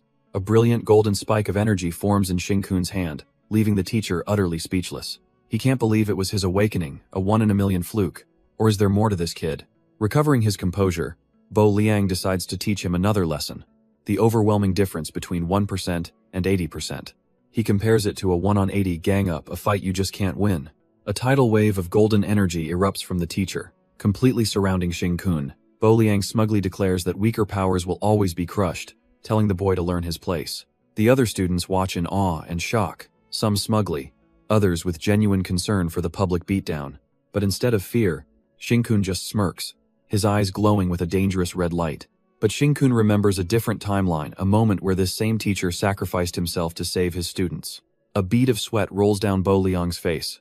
Why is this? Why is he feeling pressure from a 1% carrier? Xing-kun feels the golden energy wrap around him, amused by the teacher's attempt to intimidate him with his genes. Little does he know, Xing-kun's genes have already devoured others and are backed by 99% monster power. Still, it's best to lay low for now. No need to attract trouble from the other students by showing off.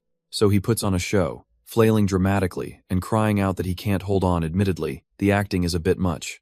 Bo Liang sees right through it. He realizes with a jolt that his pressure had no effect, and the boy just let him win. While the class erupts in cheers for their awesome teacher, Bo Liang knows he barely saved his own reputation. He stares at the boy, a new understanding dawning. This kid has secrets, and he's smart enough to hide them. Clearing his throat, the teacher thanks Shinkun for the demonstration, ending the lesson on the school's brutal philosophy: winner takes all. With the lesson over, Bo Liang officially announces the start of the freshman resource competition. But before it can begin, a voice cuts through the crowd, calling out Shinkun specifically. This new challenger smirks, telling everyone he heard Shinkun plans to take all their resources for himself. He leaps from his seat to confront our boy, openly mocking his audacity given his measly 1% gene rate. He introduces himself as Yu Xiong, a water transcender with a whopping 85% gene count, sarcastically admiring Shinkun's effort. Then, he extends an offer, a special exception to let this weakling join his elite group. Yu Xiong is gathering all the top students, anyone with over 60% genes, to form an alliance of the strong. His real plan, however, is to use Jingkun to get to his friend Jiyu, the girl with the highest gene rate in history. With her on their side, he explains, they can consolidate all the resources from the weak, putting them to better use. Shinkun finally looks up from the condescending lecture, a slight smile on his face, and calls the entire idea hilarious, stunning Yu Xiong into silence. He calmly calls Yu Xiong out, saying that for all his talk, he's just another bully preying on the weak. The comment hits a little too close to home, and Yu Xiong absolutely loses it. He explodes, ranting that our boy is just 1% trash who only passed because Jiyu carried him. But Shinkun just smiles, knowing Hez completely gotten under the guy's skin. Flustered and furious, Yu Xiong can only point and shout a pathetic "just you wait." He vows that his alliance of the strong will seize every last resource from the weaklings, to which Shinkun gives a goofy double thumbs up, wishing him the best of luck with his little plan. Even the instructor, Bo Liang, asks if he was trying to provoke him, but Shinkun plays innocent. Deciding to ignore the drama, Bo Liang adjusts his glasses and finally kicks things off. He begins the freshman resource competition, handing out tokens and giving 2 directly to Shinkun. The rules are simple. They have 1 hour inside the forest, and they are forbidden to leave. But as soon as the event starts, some of Shinkun's group try to leave to join Yu Xiong's alliance, only for Wu Yin to refuse. His former ally is furious, demanding to know why he's backing out now. Wu Yin explains that he has to be realistic. His gene rate is only 49%, and the alliance made an exception to let him in.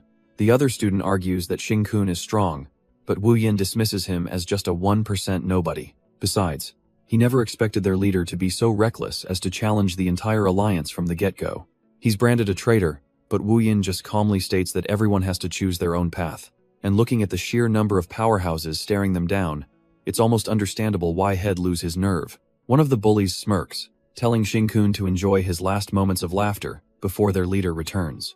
Yet, our boy simply smiles back, thinking to himself that bullying the weak won't take long at all. The leader of the bullies scoffs at the accusation. This isn't bullying. It's just efficient resource management. And across the forest, we see exactly what that efficiency looks like as a lone girl runs for her life. She ducks behind a tree, catching her breath, thinking she's finally put enough distance between them, but a voice sneers from behind her, Yu Xiong, boasting that no one can hide when their bodies are 70% water. He envelops her in a suffocating sphere of water, but she desperately holds on, refusing to give up her token. He simply tells her to blame her own weak genes as the water fills her lungs, forcing her to finally submit. With her token secured, he leaves the defeated girl on the ground and immediately sets his sights on the next target. This isn't a one-time thing. He's a predator on the hunt, quickly overpowering another helpless student.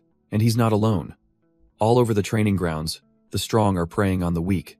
The alliance is working in teams, brutally beating down anyone who isn't with them for their tokens. Just as Yu Xiong is relishing his hunt, he's interrupted by a calm voice, belonging to none other than Fan Shizai. Perfect. He smirks, ready to test if the rumored rich kid who backdoored his way in has any right to join their alliance. Shizai just smiles back, admitting he was thinking the exact same thing. But as a massive hand of fire erupts behind him, he asks if Yu Xiong has the qualifications to be his underling. Yu Xiong is enraged, blasting back with his own water technique, furious at this pampered young master's audacity. The two elements collide, but something is terribly wrong for the water user. Shizai's flames don't just resist, they completely evaporate his Black Marsh attack, leaving Yu Xiong in stunned disbelief. Elsewhere, the rest of the alliance has finished their harvest, rounding up the last of the weak, who can only curse them. Their leader simply mocks them. This is a dog-eat-dog world, and they should have just been stronger. Now, they've herded everyone together, just waiting for Big Brother Yu Xiong to return for the final reaping. Suddenly, the bully leader feels a strange energy in the air, recognizing it as electricity. His eyes dart over to Jiyu, immediately realizing the 95% gene carrier must be responsible. He won't let her get away with it, rushing forward to shut her down before she can act. But his punch is stopped cold, intercepted by an open palm that appears out of nowhere. It's our hero, effortlessly holding him back while asking Jiyu for a status update. She needs 1 more minute. The bully struggles, sweat beading on his face. He can't believe the strength of this supposed 1% weakling. Unseen by the participants, a senior researcher watches the massive energy surge from a nearby building. With a smug grin, he remarks that the institution's electricity bill is about to go way over budget. Back in the forest, our hero tells Jiyu that since they're exposed, she should just get ready to fry them all. The bully leader panics, but his own ally just screams at him to stop kneeling and take the guy down. Jiyu explains she can't fire, yet there's still one more target she needs to locate. Panicked, the bully leader screams for his entire crew to swarm and attack this monster. His goons psych themselves up, ready to unleash their awakened abilities all at once.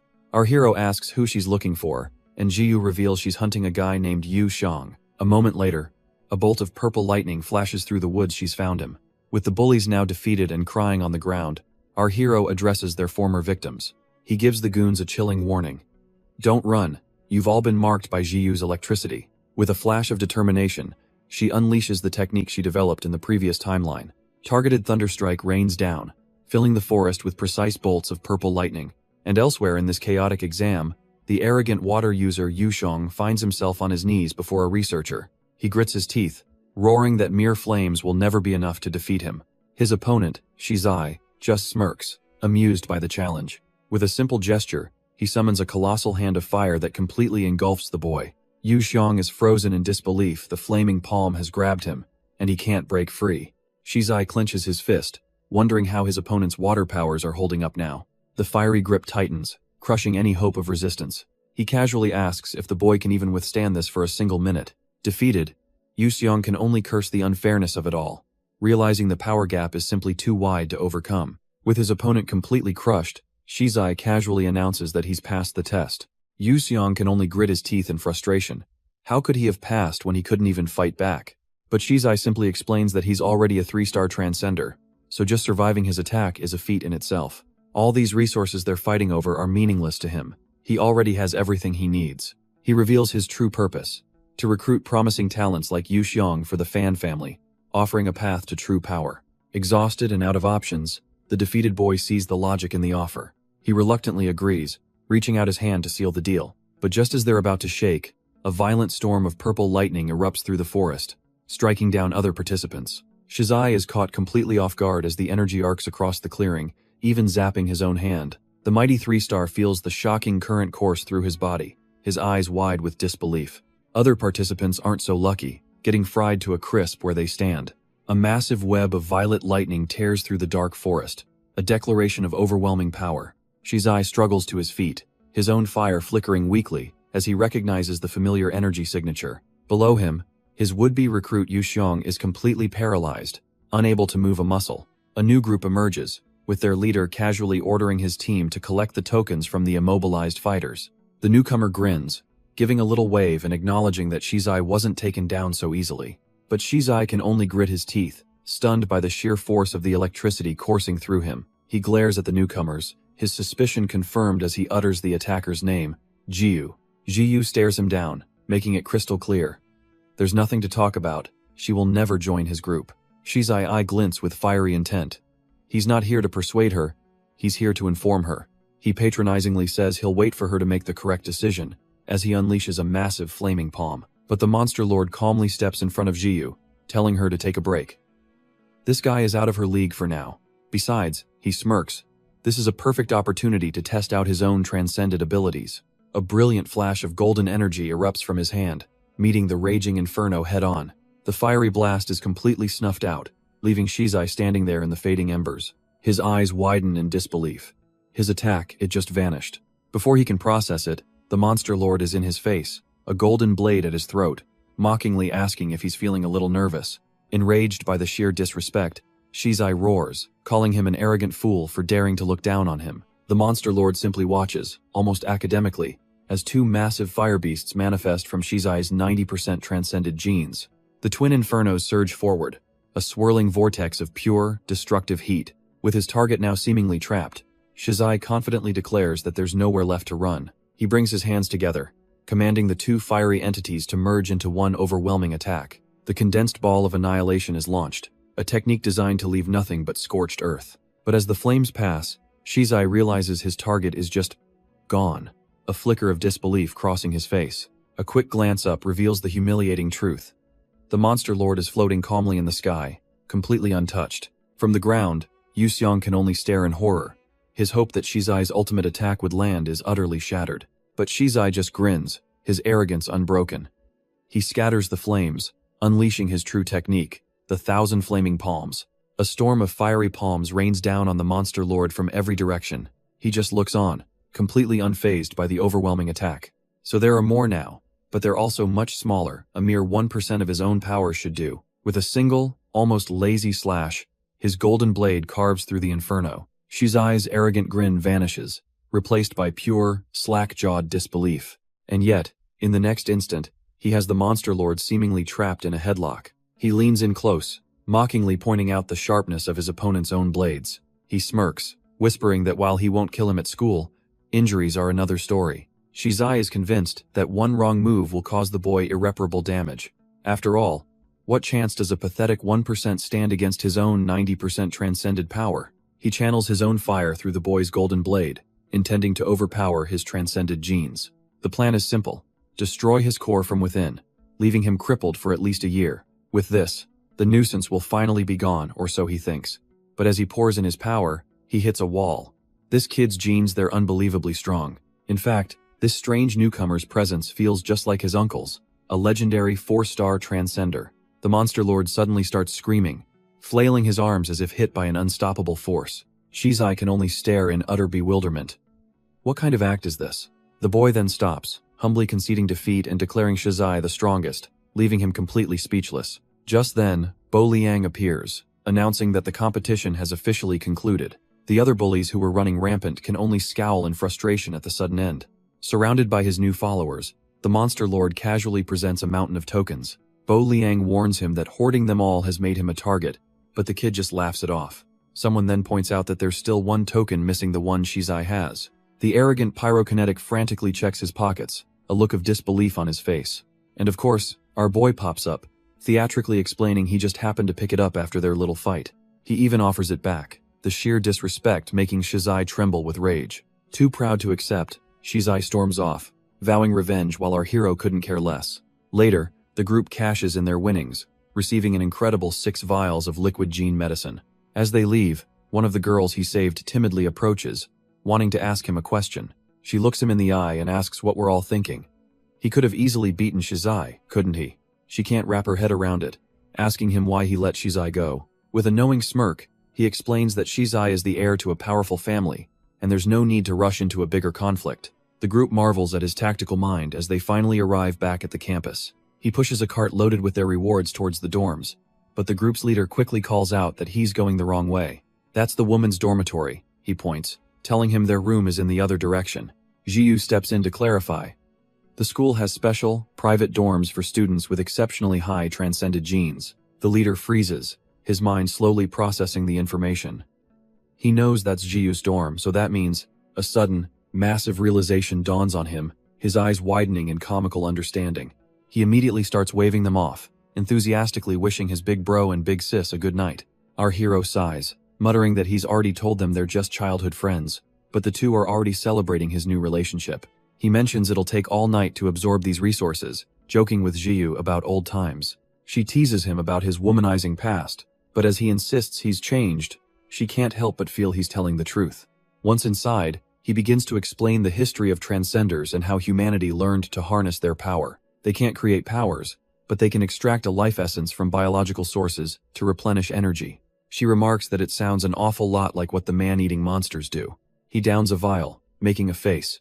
It might restore power, but it does absolutely nothing for hunger. The official advice is 1 a day, but he tells her to forget that and just go all out to rank up. He then leans in close, asking her to zap him so he can feel the energy processing through her body. Suddenly, he's far too close, and Jiyu freezes up, her mind racing at the sudden intimacy. A flood of memories confirms it. He really has changed, and he hasn't been this focused on her since middle school. He breaks the silence, his red eyes focused as he asks her to jolt him already. Leaning in, he pinches her cheeks, teasingly wondering why his usually violent friend is hesitating now. But before she can even process the taunt, he shoves her backward with surprising force. In one smooth, unexpected motion, he has her pinned to the floor. He looms over her, a sly grin on his face, asking if she was daydreaming about something. Jiu's mind goes completely blank, her face flushing as she stammers, asking what he's doing.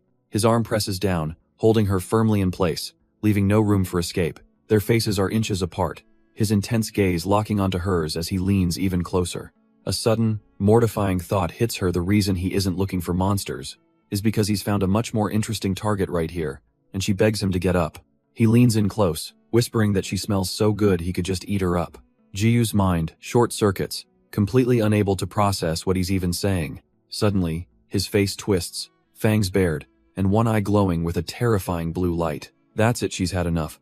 Blasting him away with a surge of furious pink lightning, the uncontrolled bolt shoots into the night sky as she has a sudden, embarrassing realization. He lands gracefully, explaining that the scent of her powerful genes is an overwhelming temptation for a mutant like him. All the fight drains out of her, replaced with a single, deadpan "oh."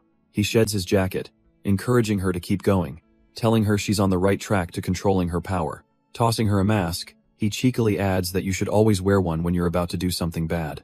Then he turns to leave, casually promising to grab her some snacks while he's out. Left alone, Jiu can only blush and mutter that he's a complete idiot. Meanwhile, our protagonist reflects on his current strength as an early-stage rank 3 monster. He pulls the mask into place, his crimson eyes filled with a calm focus. With the power of the Lord's flame, he feels confident he can handle even a peak rank 3. As long as he keeps his monstrous left hand hidden from view, everyone will just mistake him for a simple fire element transcender. But his confident stroll is cut short by a sudden, overwhelming feeling. He realizes he has to conceal his aura immediately, a jolt of panic running through him. Leaping into the trees, he vanishes from sight just as the presence grows stronger. It's the Earth Dragon, the very same behemoth from the testing grounds, still hunting in this area. It had sensed him, and now he knows. Using the Lord's flame excessively is like sending up a flare for every monster in the region.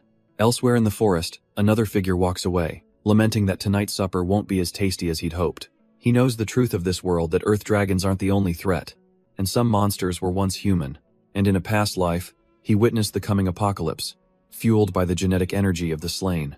In a completely different part of town, a young man wakes with a splitting headache, confused about where he is. His last memory is of a casual phone call, just before a masked man grabbed him from the shadows. Now, a white van speeds through a dark alleyway, carrying its new cargo. He comes to, tied up with other victims, and immediately starts screaming, much to the surprise of his captors. His pleas are ignored as the kidnappers casually debate the sedative's dosage, wondering why this one woke up so fast. The masked man leans in with a smirk. It seems they've caught someone far more interesting than they expected. His captors casually discuss why he woke up 3 hours early. He has a high concentration of monster genes. The poor guy listens in pure terror, as they estimate his gene percentage is over a staggering 80%. The driver is ecstatic. A grade. A specimen like this is worth 7 times their usual haul. A huge profit. But the celebration is cut short. They need to knock him out before he transforms, just as a glowing fist appears outside the van. In a flash, a dark figure unleashes a maelstrom of energy, tearing through the night. The van's windshield explodes inward, the blonde kidnapper staring in shock at the sudden, overwhelming assault. Their entire vehicle is sent flying through the air, completely at the mercy of this unknown attacker. It smashes back onto the pavement, crippled and smoking from the impact. Inside, the kidnappers are frantic. The engine's busted, and their assailant has vanished without a trace. The blonde man orders his partner to watch the cargo, vowing to hunt the attacker down only to spot a masked figure in the rearview mirror. His partner screams a warning, but it's far too late. The masked figure yanks the blonde kidnapper right out of the driver's seat, has tossed aside with contemptuous ease, crashing into the dark woods. Picking himself up, the kidnapper demands to know who this is, wondering if their intel was leaked. He doesn't wait for an answer, deciding this mysterious attacker simply cannot be left alive. But inside the van, the other accomplice has a new problem. The captives are waking up. One of them, a panicked man, begs to be let go, swearing his monster genes are stable. He tearfully explains his wife already left him, but his son is still waiting for him at home. The kidnapper's response is pure evil. Don't worry, your son is on our list too. He forces a strange potion down the man's throat, telling him to go back to sleep. The driver, seeing his partner in trouble, snaps he doesn't care about the dosage anymore.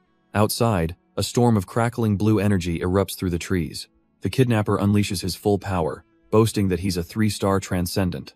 But as his lightning surges forward, he sees something impossible: faint blue flames. He scoffs, thinking fire and electricity will just damage them both. A split second later, his confidence shatters as the feedback roasts his hands from the inside out. He stumbles back in agony, wondering how this guy is completely unharmed. Lying on the ground, he desperately tries to justify his actions, calling them an act of justice. But our hero isn't buying it, flatly stating that human trafficking has nothing to do with justice. With a boot to the face, he demands to know everything about this redemption association. He calmly spells out their entire twisted operation, leaving the kidnapper stunned at how much he knows. Pinned underfoot, the man still tries to justify his actions as a necessary evil, a service to society. But our hero's cold glare silences him instantly. He will only speak when he's told to. And so, the story spills out. The Redemption Association, a supposed safe haven, turned into a slaughterhouse. They sold their own people to the Fan family, who used them for experiments and even fed them to monsters underground. Back in the present, he asks how many secret bases the Fan family has. The kidnapper weakly offers up one. A little more pressure from our hero's boot seems to jog his memory, and suddenly he recalls a second location. With his head about to pop, the kidnapper finally breaks, confessing to numerous monster factories all over the country. But our hero isn't interested in a national tour. He hones in on the ones near Qingchu City. Desperate, the man swears there's only one nearby and offers to lead the way, completely clueless about the underground monsters he just helped feed. He dismisses the man as a low-ranking grunt and commands him to lead the way to the monster factory. The kidnapper meekly agrees, but as our hero turns his back, a treacherous smile spreads across his face. Thinking he's got the perfect opening, he summons a crackling ball of electricity, ready to blow his captor's head clean off. But our hero simply turns, unimpressed, and tells him to scream loud enough for his friends in the car to hear. He catches the electric blast with his bare left hand, and the kidnapper's confidence completely shatters. How is this possible? A predatory grin spreads across our hero's face as he mockingly admits he trusts the other guy's escape plan more. The kidnapper's blood runs cold as a monstrous jaw rips through our hero's face. This isn't a man, it's a true monster. A terrified scream rips through the quiet forest, echoing towards a nearby van. Inside, the man in the Red Cross mask is busy subduing another captive, annoyed by how much trouble he's causing. He looks up just in time to see our hero approaching, a cold dread washing over him. Electric Eel was defeated that fast? This guy is no ordinary foe. Panicked, the man in the Red Cross mask abandons the van, deciding his own safety comes first. He leaves our hero to deal with the aftermath, as one of the rescued captives breathes a sigh of relief. But our hero delivers a chilling warning. As far as the world is concerned, they're all already dead. He tells the man to stay hidden, but the captive is frozen with despair. His son is still back in the city. Meanwhile, the masked kidnapper rockets towards his destination, an island built on the ruins of Nansha City. This was once a thriving metropolis, but it became a casualty in the brutal war against monsters 20 years ago. Now, it's a restricted zone, repurposed by Nanyue City to house all its top-secret transcender facilities. Our hero arrives shortly after, a grim realization dawning on him. So this is the Fan family's monster factory. Inside the facility, the masked man walks into a chamber filled with countless monsters, chained and imprisoned. He calmly approaches a security camera, announcing his return and confirming he isn't an intruder. He complains to the camera about the factory's defenses, finding the monster noises terribly irritating. The voice on the other end assures him that their detection systems are foolproof, but the masked man is starting to get nervous, asking what happened to his partner, Electric Eel. Panic sets in. He realizes someone must have interfered, and his partner is likely dead. The operator on the other side suddenly senses danger, demanding to know if he was followed. But the kidnapper scoffs at the idea, boasting that as a 3-star wind transcender, no one could possibly keep up. Back in the control room, an operator spots a flicker on the monitor, but his partner dismisses it as impossible. Meanwhile, our hero walks casually among the chained monsters, completely undetected. He notes the convenient blind spots in the surveillance network, a fatal flaw in their design. With a confident smirk, he decides there's no need to find a door, hell, just make one himself. Deep inside the facility, in a sterile quarantine room, researchers are getting impatient. They're running out of supplies, and their latest human specimen is waiting on the table. Suddenly, the man convulses, letting out a blood-curdling scream of pure agony. The lead researcher scoffs, annoyed that his subordinate didn't remove the man's vocal cords first. He coldly explains that if they extract the genes directly, the host turns to smoke. To preserve the samples, They must be removed while the body, the container, is still alive. But through the torment, the victim begins to plead, telling them he doesn't care what they do to him. All he asks is that they spare his wife, whose monster gene count is still incredibly low. He begs and he pleads, tears streaming down his face, but the researcher is completely unmoved. Ignoring the desperate cries, he simply forces the man's mouth open to continue his work. With his last bit of strength, he glances up at a wall of containment pods. His eyes lock onto one, in particular his wife, her face twisted in an unconscious grimace. The sight shatters his composure, and a raw, guttural scream tears from his throat. He roars curses at them, promising a miserable death and no peace in the afterlife for these monsters. The lead researcher simply lectures his subordinate, explaining that such emotional outbursts increase the chance of failure and obstruct human progress. As he continues his work, the victim's world suddenly fades to black. But it's not just him. The entire lab plunges into darkness, shocking the researchers. Panic erupts over the comms. The backup power isn't working, the wires have been cut, and they've been ambushed. The lead researcher turns, demanding to know what's happening, only to find the masked kidnapper standing in the doorway. The kidnapper furiously blames the researcher, revealing that he was tracked, and the people who ambushed them just cut the power. The lead researcher shrieks in panic, ordering a level 1 security alert. He scrambles for his phone, knowing he has to warn the higher-ups that the monster factory has been infiltrated. But just as he's about to dial, a flash of energy obliterates his phone right in his hand. The masked kidnapper stares in disbelief, realizing with dawning horror that this intruder must have followed him here.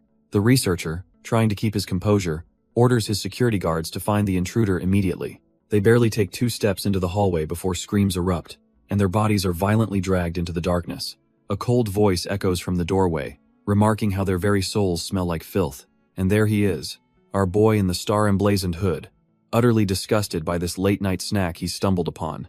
The researcher scoffs, regaining his arrogance, and asks if he's here for these monster gene carriers, mocking his ignorance. He then sneers that since the intruder has barged in, he might as well stay and become their next test subject. The researcher boasts that the fallen guards were just grunts.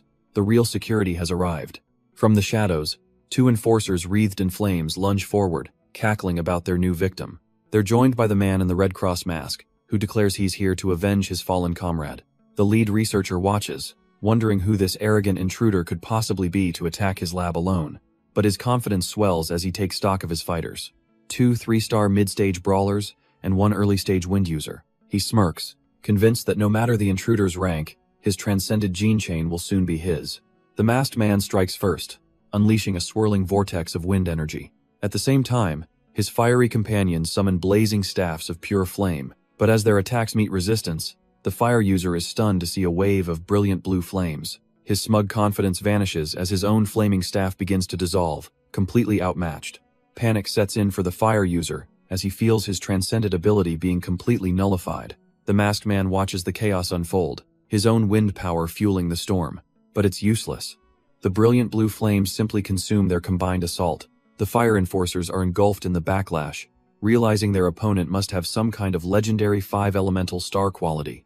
Even the wind user is sent flying, his own attack redirected back at him with crushing force. He can only stare in disbelief, thinking this must be some kind of kamikaze, self-destruction ability. But our protagonist has seen this kind of desperate, all-or-nothing move before. The masked man grits his teeth, realizing his opponent is using a technique that seems to sacrifice his very life force. Then the monster lord appears, casually flipping him off and asking if he's really got enough juice to try that again. Before they can react, he unleashes a counterwave of energy, sending the 2 fire users spiraling into defeat. His allies can only gawk at their fallen comrade, noting it looks like he was hit by a truck. The thought dawns on them this isn't a person, it's a monster, and at least a rank 3 to be this strong. But they think they've found a weakness. His powerful moves seem to be limited to a very small area. A new plan forms. Keep their distance, don't let him get close, and they can win this. With renewed confidence, they unleash a dual assault, summoning massive pillars of fire. But from his observation room, the lead researcher knows they've completely misjudged the situation. He internally scoffs at their ignorance.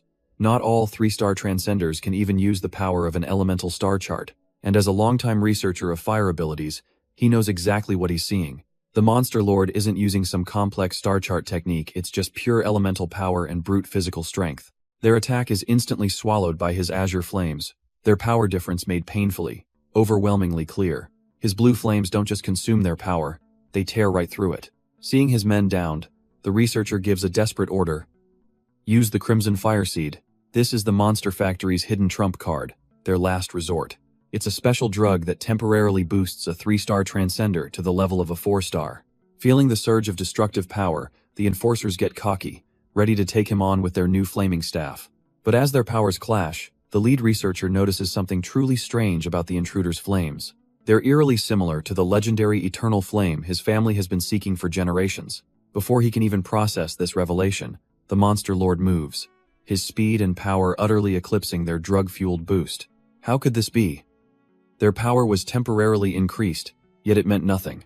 The enforcers are annihilated in an instant, and the feedback surge blows out the researcher's monitor. Picking himself up, the lead researcher has a sudden, chilling epiphany. He realizes the intruder's transcended gene count must be astronomically high, over 90%. His flames even possess the legendary devouring property. The Monster Lord's eyes narrow. This eternal flame is news to him, and he demands to know where it is. Seeing his chance, the researcher tries to cut a deal, offering access to it if he joins the Fan family. He gestures around the lab, trying to sell a vision of a grand future they could build together. But our boy cuts him off, casually mentioning that he's already killed some of his people. The researcher scoffs. Security grunts are disposable. As long as the researchers are safe, who cares? The Monster Lord clarifies with a cold smile he meant all of them are dead, including the researchers. He's released every monster in the facility and sealed all the exits, turning this lab into a slaughterhouse. It's only fair, he says, that the monsters they created will now be the ones to devour them. The researcher completely loses it, screaming that those gene carriers were just societal scum anyway. But for our boy, this is about justice, a promise made to a tear-streaked face in his memory, a promise to let his fallen brother rest in peace. He vowed to help them all get revenge on the Fan family, a declaration that breaks the researcher's mind. Snapping back to the present, he lifts the man by his throat, demanding the location of the eternal flame. Under the terrifying gaze of the advancing monsters, the researcher finally breaks, agreeing to talk. He chokes out a location, but the Monster Lord's grip only tightens, stunning the man with his silent disbelief. He knew it was a lie, a simple tactic to waste time, explaining that his knowledge of this city runs deep. The researcher was stalling for his reinforcements, but with a cold smirk, our boy reveals a simple truth. So was he. The researcher stammers, asking what he wants. But our boy already knows the man's plan. He taunts the scientist, telling him to guess what kind of power he cultivates. Tears stream down the researcher's face as he screams, completely unable to understand why the monsters won't devour him. With a chilling gaze, our boy asks him if he looks like he's just seen a monster. He confirms the man's deepest fear. He has no elemental chart because he absorbs everything, just like them.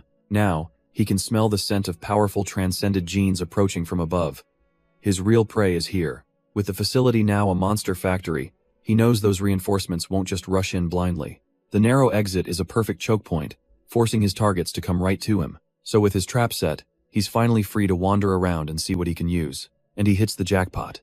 A fridge full of pure life essence, confirming the Fan family was the right target all along. He muses that this stash of life essence will be more than enough for Jiyu, which is why he's taking it all for himself. And while he's at it, he might as well grab the 3 rare Crimson Fire Seeds they had locked away. With his pockets full, he turns to the horde of monsters he created, asking if they enjoyed their meal. With a serene, almost gentle smile, he tells his companions it's time to send them on their way. His true nature flashes through as he commands them all to enter his stomach. His task complete and feeling fully satisfied, he grabs his spoils and prepares to head home. But then, he catches a scent on the wind, his eyes narrowing. He's here. Looking down from above, a new challenger appears, mockingly praising the beautiful carnage. With a twisted grin, he promises to reward the one responsible by forcing him to kneel. But our boy isn't impressed, as golden energy erupts around him. He hasn't had his fun yet, and this guy will do just fine. And our boy recognizes this psycho from the news, a 4-star transcender. The arrogant fighter introduces himself, an earth elemental who awakened a gravity ability. He smirks, impressed that his reputation precedes him, and mocks the Fan family for hiring such a notorious killer. With a flick of his wrist, jagged rocks erupt from the ground, pinning our hero in place as he promises a nightmare. A massive boulder forms overhead as he vows to spend the next few hours crushing his opponent's body. He sneers, promising to make him beg for mercy just like the women he'd murdered. With a stomp, he sends a wave of crushing earth spikes directly at his trapped target. The villain leans in, demanding screams he can't hear through the rock, but then he sees it. A faint blue light seeps through the cracks, followed by an eruption of ethereal blue flames. His shocked blue flames are blocking his earth blades? He grins, thinking he's found a strong 3-star, and that this might actually be fun. The arrogant fighter digs in, activating his heavy earth star chart to unleash a wave of crushing gravity. But our hero is just calmly assessing the situation. A 4-star's power is impressive and perfect to use as a decoy. He leans in and mocks the killer, suggesting he save his energy for running away later. This only excites the sadist, who thrives on his victim's defiance before he inevitably breaks them.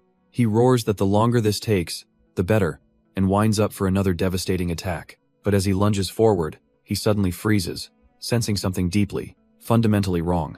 An immense, terrifying pressure erupts from behind him, the unmistakable aura of a rank 3 monster. He whirls around to see his opponent's left hand twisting into a monstrous, energy-wreathed claw. How did he get there? In a blind panic, he summons his ultimate technique, the 3rd level of heavy earth for absolute defense. But that monstrous hand smashes right through his barrier, as if it were nothing more than a sheet of paper. But it's not the hand itself he needs to worry about. From its palm, a parasitic, fang-filled creature bursts forth and launches itself like a living projectile. It latches onto the fighter's back, a tiny, insignificant wound. He scoffs, asking if that little scratch was a serious attack. Under his immense gravitational pressure, he's certain there is no escape. But our boy just calmly stands there, asking why he suddenly looks so bored. He explains he was just trying his best to hide his monster aura. Suddenly, the entire street begins to violently shake and tremble. The fighter looks on in horror as the very ground cracks apart from a power deep below, and he reveals his little secret with a grin. His tendrils have already marked the fighter, covering him in a scent only a monster would recognize. The arrogant fighter feels it instantly, a terrifying presence surging up from below. He desperately tries to reinforce the ground, calling on his 3rd-level earth fortification. But his defense is utterly worthless, as a colossal earth dragon erupts from the concrete, shattering everything. He's thrown back, his mind reeling in disbelief. Why is a monster of this caliber doing here? It's then he notices the dragon's piercing blue eyes are locked directly onto him, ignoring everything else. A cold sweat breaks out across his face as the horrifying truth begins to dawn. This thing isn't just rampaging, it's hunting him. He finally connects the dots that Brat didn't just hold him back. He marked him as prey for this beast. As the dragon lunges, our boy gives a casual little wave, a cheerful bye-bye to the man he just fed to a monster. With his trap sprung, our boy slips away with his prize, a job well done. He watches from a distance, satisfied that everything now depends on the cleanup crew.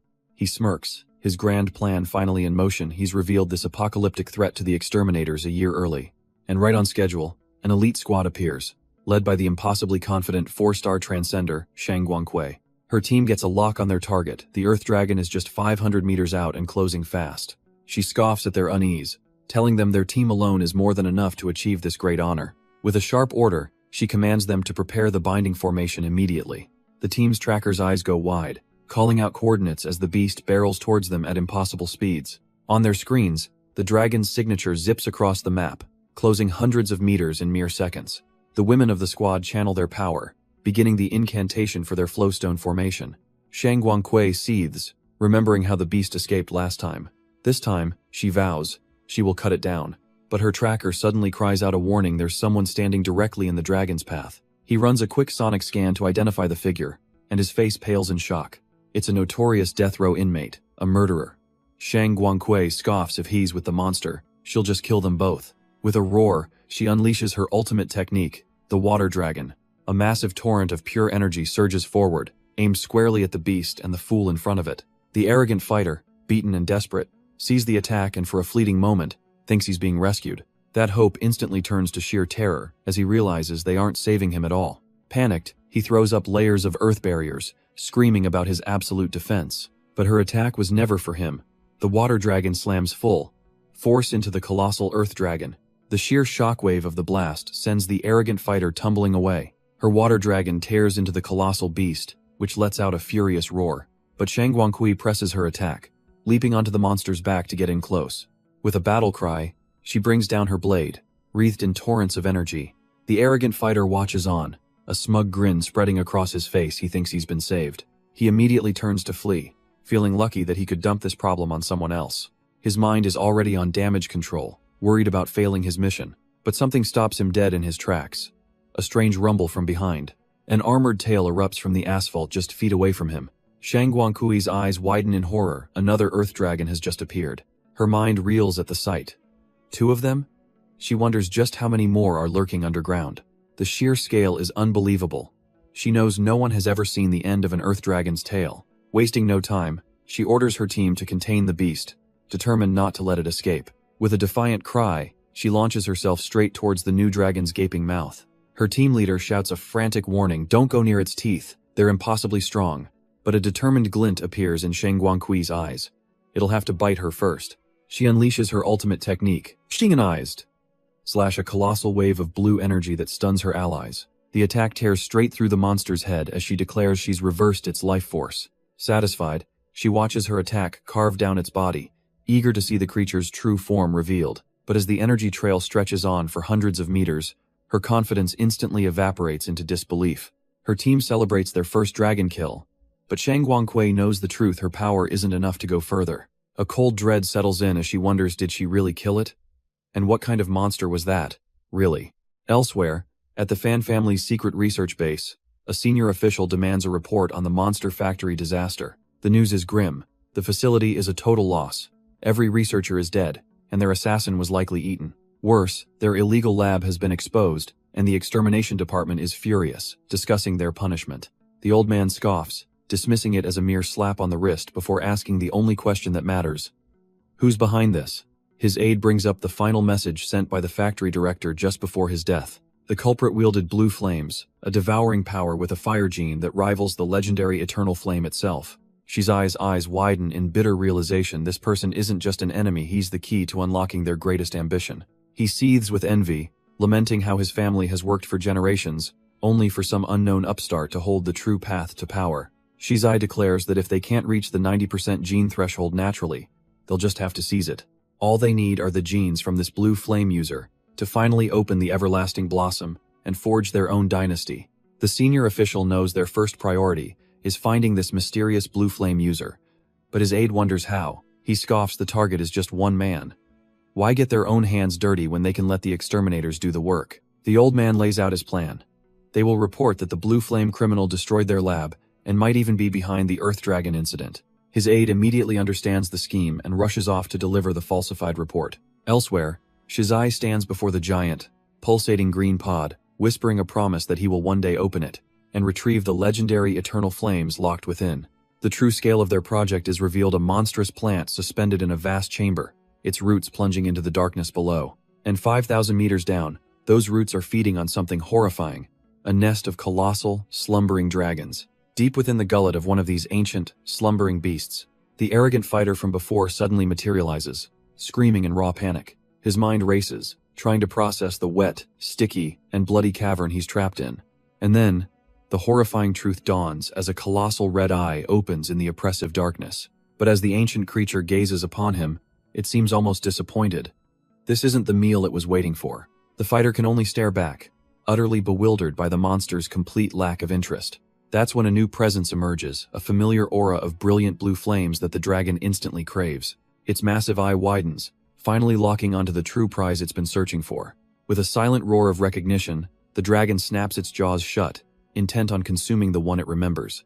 And somewhere far away, the masterminds behind this horrifying trap are already thinking ahead, confident their hidden resources are secure. He slips back into the apartment, trying to be inconspicuous after that chaotic escape. Walking in, he casually greets Jiyu, offering her a box of high-quality life essence he snagged from the institution.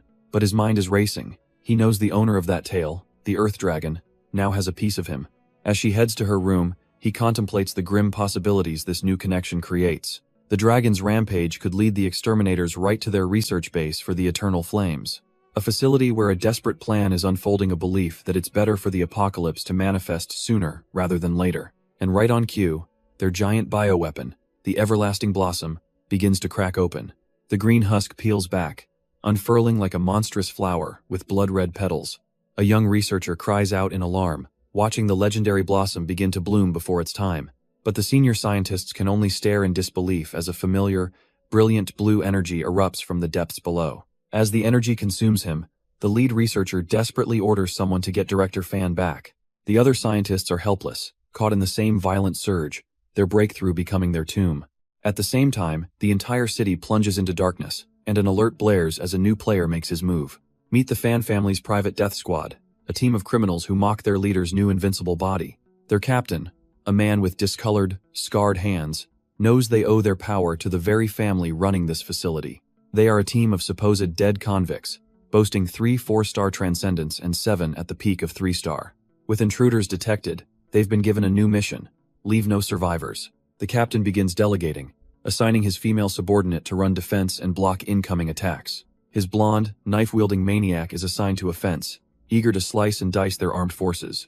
And Team C, a squad of glowing silhouettes, is tasked with locking down the area, ensuring no one gets out alive. The captain gives a final order to his subordinate: Ah Chu, conceal yourself and scavenge what you can. The rest of the death squad storms the hallway, their leader reminding them that any intruder will be a serious threat. With a crackle of yellow energy, he ignites his adrenaline, his scarred hand ready for a slaughter. The entire squad grins maniacally, absolutely thrilled at the thought of the massacre to come. But before they can take a single step, a hellish torrent of blue flame engulfs them completely. Ah Chu, who had vanished just moments before, can only watch in stunned silence. In a single, horrifying instant, his entire squad was just erased. He stumbles back, realizing that his quick decision to conceal his aura was the only thing that saved him. He frantically reports what he saw: 4 invisible monsters, born from the flower, wielding eternal flames. Grabbing Dean Fan, he screams that they are in deep trouble and must call the exterminators immediately. Ah Q is absolutely losing it, screaming that this is a threat that no one can possibly handle. But Dean Fan has a very simple policy for anyone who tries to leak what's happening here: they die. With the dissenter silenced in a ball of fire, he coldly orders his men to strip the body of its genes. His nephew, Shizai, excitedly reports that the everlasting blossom has calmed down, its power now even stronger. He marvels at its ability to stimulate genes, seeing a clear path to becoming a 4-star transcender. This flower, Dean Fan declares with absolute conviction, is a treasure exclusive to his family. Meanwhile, far from the Fan family's secret lab, our monster lord has returned home. Jiu looks up at him with a curious gaze, asking if he plans on eating her again tonight. He smirks, explaining he's already had his fill and needs 10 days to digest everything and reach peak rank 3. But his next step is crucial: evolving his transcended genes to stabilize his power within a human shell. He kneels before Jiu, explaining that her unique constitution is the perfect catalyst for his plan. Gently lifting her chin, he asks her to trust him, just this once. She seems to understand the gravity of the moment, bracing herself for what's to come. With a crackle of energy, his left hand begins to shift, morphing into its monstrous state. He presents the glowing, clawed appendage, the very tool he'll use to awaken her power. Taking a deep breath, Jiu decides to put her faith in him and see what happens. Her only condition is a simple, whispered plea for him to be gentle. He grins, promising it'll be over in a flash as he lunges forward. His claw plunges toward her, not with violence, but with a torrent of pure energy. Purple lightning erupts from her body as she feels her own transcended genes roaring to life. He can't help but be impressed by how quickly she's reacting to the energy injection. He tells her to draw on his experience, absorb all her latent power, and refine it, and not to worry about the cost the institution will cover tonight's little incident. Meanwhile, in the principal's office, an aide bursts in, panicked about a campus-wide blackout. Principal Ching Che just sips his tea, completely unbothered by the sudden darkness. As his aide grows more frantic, he simply tells her to stay calm. He explains that the most talented genius in their history is just having a breakthrough. The aide's fear immediately pivots to a new concern. That electricity bill is going to be astronomical. But the principal just laughs it off, saying talent is priceless. Besides, he muses, it's a good thing the phone lines still work, just in case. He places a call directly to the exterminator's headquarters. The principal calmly introduces himself, not a hint of panic in his voice. He confirms their suspicions about the citywide blackout, casually dismissing it as just his student Jiu having a breakthrough before cheekily asking about reimbursement. After all, the non-UA institution is located in its own massive, isolated clearing zone, a sprawling island dedicated solely to nurturing transcendence, right next to the city center. And at this moment, an entire city's worth of power is being siphoned directly into Jiu. The operator on the other end is stunned. For a newly awakened transcendent, her ability to contain this much energy is beyond belief. But Ching Che simply explains that the purer a person's transcended genes, the more energy they can naturally store. This is the very secret of ascension, a seemingly unattainable path that organizations worldwide are desperate to understand. Yet, after all that grand explanation, the principal's most pressing concern is a simple one. Just how much will this little 3-hour power surge cost him? The operator on the other end delivers the final, staggering bill over 56 million, and Ching-Che nearly chokes on his tea. She voices her concerns, wondering if Jiyu hit a bottleneck, but the principal scoffs, fully confident in his student's success. As if on cue, his aide announces that Jiyu herself is waiting right outside his office. Trying to hide his sudden anxiety, the principal calmly tells his aide to let her in. Jiyu and the Monster Lord enter, and after a quick apology for the cost, Ching-Che asks the million-dollar question, is she a one-star now? Her answer is a simple, almost disappointingly casual, nope.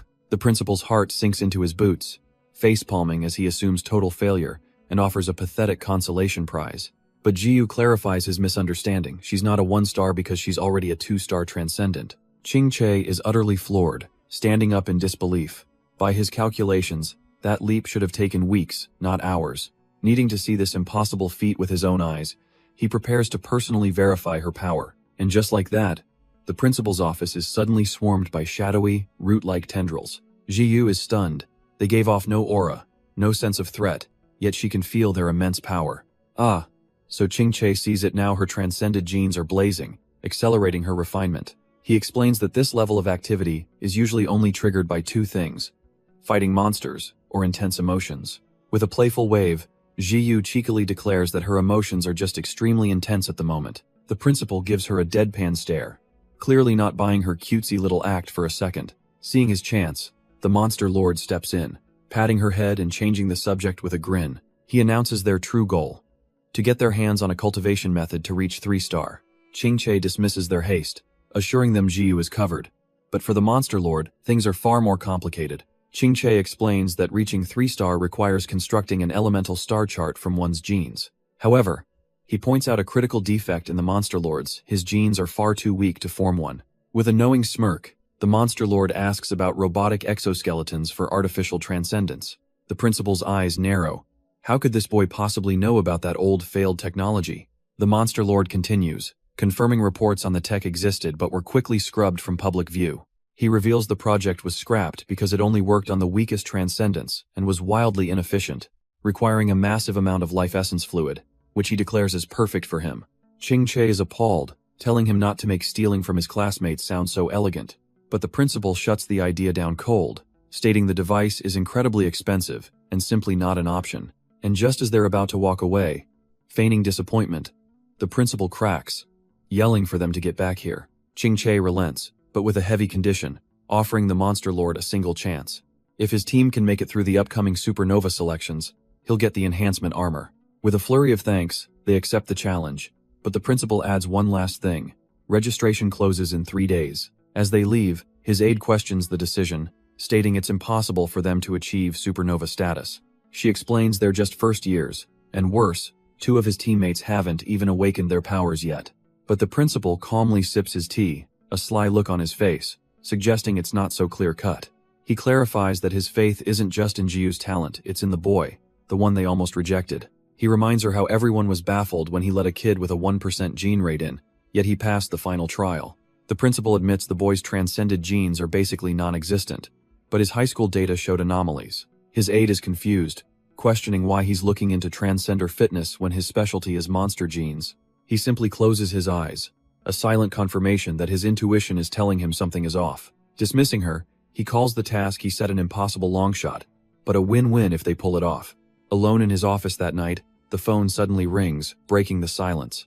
He picks up, introducing himself to Director Zhu of the Extermination Bureau, who sounds a little too casual. Dropping all pleasantries, Ching-Che delivers an ultimatum: handle Jiyu's massive electricity bill, or he resigns. The very next day, a new storm is brewing on the campus grounds.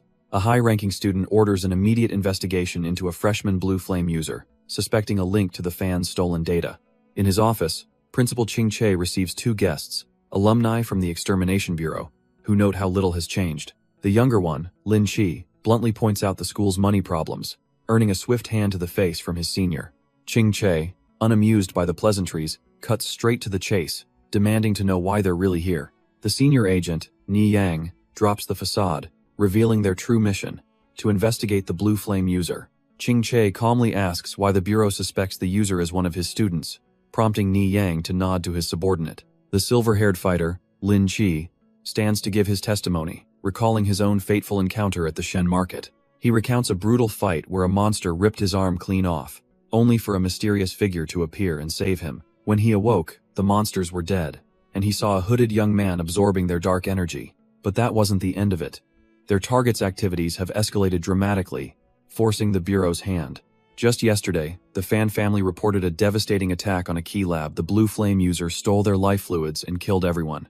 The senior agent, Ni Yang, explains that this user is becoming far too dangerous to ignore. He lays out his theory. The timing of the user's first appearance coincides exactly with the opening of this very institution. Lin Chi, still fuming from his past encounter, vows to knock the guy out himself once they finally catch him. Principal Ching Che calmly sips his tea, observing their confidence, and noting how certain they are that the culprit is one of his students. And Lin Chi is certain, explaining that ever since that day, he's felt a strange, undeniable connection between them. He's not sure what it is, some bizarre resonance, or just a phantom feeling, but he knows he isn't wrong. The moment he stepped onto campus, he could feel it. The Blue Flame user is here, and he has to find out why. With that, Ni Yang makes their mission clear. The Extermination Bureau will thoroughly vet every single new student. Ching Che casually reveals that all the new students are currently gathered for training in the elemental field. He's giving them the perfect opportunity to begin their search, pointing them right toward the crowd of unsuspecting first years. An instructor named Bo Liang addresses the new students, explaining the training field will awaken or enhance their powers. He pushes his glasses up, telling them combat is the best training, and that they should all find sparring partners. But before the chaos can begin, he calls out to our protagonist and Jiyu, summoning them for a private chat. As they walk away, a few of the other students watch with predatory eyes, sensing an opportunity. The blonde-haired bully smirks, turning his attention to the non-awakened rabble now that their leader is gone. His long-haired crony condescendingly says hell spar with Xiao Tao, implying the others aren't even worth his time. The whole gang surrounds the remaining friends, mocking them for thinking their leader could protect them forever. Meanwhile, Bo Liang reveals the dean has assigned him as their group's mentor for the upcoming supernova selection. He bluntly informs them that they don't even meet the minimum requirement, a 3-star ranked leader. That standard, he explains, was set years ago when a legendary first-year named Shang Guangkui defeated a 3-star examiner. Bo Liang suggests they could just join a second-year team, but our hero shuts him down, insisting his current team is fine. The mentor scoffs, mocking his choice to lead a team of 3 burdens, 2 non-awakeners, and a near-dud. But as he speaks, a strange sensation jolts our protagonist, a sudden connection to the silver-haired fighter he crippled. He realizes it's a complete resonance between their identical transcended genes. If he can sense him, the fighter can sense him back. Panicking internally, he decides to wrap his unique signature in his monster genes, cloaking himself from detection. Back in reality, Bo Liang continues his lecture, completely unaware, mentioning the Starry Sword star chart the principal gave him. He explains that without the proper armor, the technique is useless unless one can sense and imitate another's elements. Changing gears, he decides to make Ziyu the temporary captain and immediately challenges her to show him what she's got. A brilliant smile spreads across Jiyu's face as she asks if she can use her full power, warning that it might take a moment to charge up. Seeing her terrifyingly eager expression, Bo Liang quickly backpedals, telling her to aim for the sky first, not him. At that exact moment, one of the resident bullies decides to pick a fight, taunting Zhao Sheng's group about their leader. He barely gets the words out before a blinding flash of purple energy erupts directly in his face. He and his lackeys are frozen stiff, caught in the terrifyingly immense pressure of Ziyu's power. A colossal pillar of violet lightning crashes down from the sky, a spectacle of pure, untamed force. The once arrogant bullies are now practically bowing, fawning over Brother Sheng with newfound respect. The rest of the group can only stare, mouths agape, cheering on their awesome sister-in-law. Jiyu turns back to Bo Liang, asking with a sweet smile if her demonstration was acceptable enough for him. He numbly agrees, though his mind is racing. This girl isn't just a talent. She's a demoness, a future human nuclear plant. But their lesson is cut short by the arrival of a secretary, who needs to speak with Bo Liang urgently. Jiyu overhears her asking about the silver-haired fighter, her expression immediately shifting to one of deep concern. And just like that, our boy's senses tingle. The exterminators are here. Outside, all the participants are being herded into the main plaza, confused by the sudden commotion. The veteran agent in charge turns to his ace, a silver-haired prodigy named Lin Chi, and entrusts the hunt to him. Lin Chi notes that the target's resonance has vanished, but it doesn't matter. With a flash of his golden eyes, he declares he'll smoke him out, and metal begins to rip itself from the very architecture around them. The scene then flashes back 2 months, to the site of a ruined, desolate building. A younger Lin Chi had just arrived. Listening to a subordinate's report on the situation, the agent explains that their vice captain successfully cornered a monster inside, but Lin Chi's face pales with alarm. He immediately snaps an order for the vice captain to evacuate, leaving his subordinate utterly baffled. With a chilling urgency, Lin Chi commands him to radio the order. He knows this isn't a simple hunt, it's a death trap. But before his subordinate can radio for an evacuation, Lin Chi takes matters into his own hands. The agent can only watch in shock as a vortex of metal rips from the ground. He realizes Lin Chi is pulling the very rebar from the building's foundation, using almost no elemental power. This is the highest form of his art, the legendary myriad sword strike. The entire structure implodes, and from the dust emerges the furious vice captain. He roars, demanding to know who dared interfere while he was training his rookies on a stabilized monster. Standing before him, Lin Chi gives a crisp salute, introducing himself as the new recruit. The vice captain and his subordinate are completely stunned. This is the newcomer assigned to them? He demands to know why Lin Chi is wearing a captain's uniform, but the prodigy just coolly explains it's a normal coat radiating a powerful aura.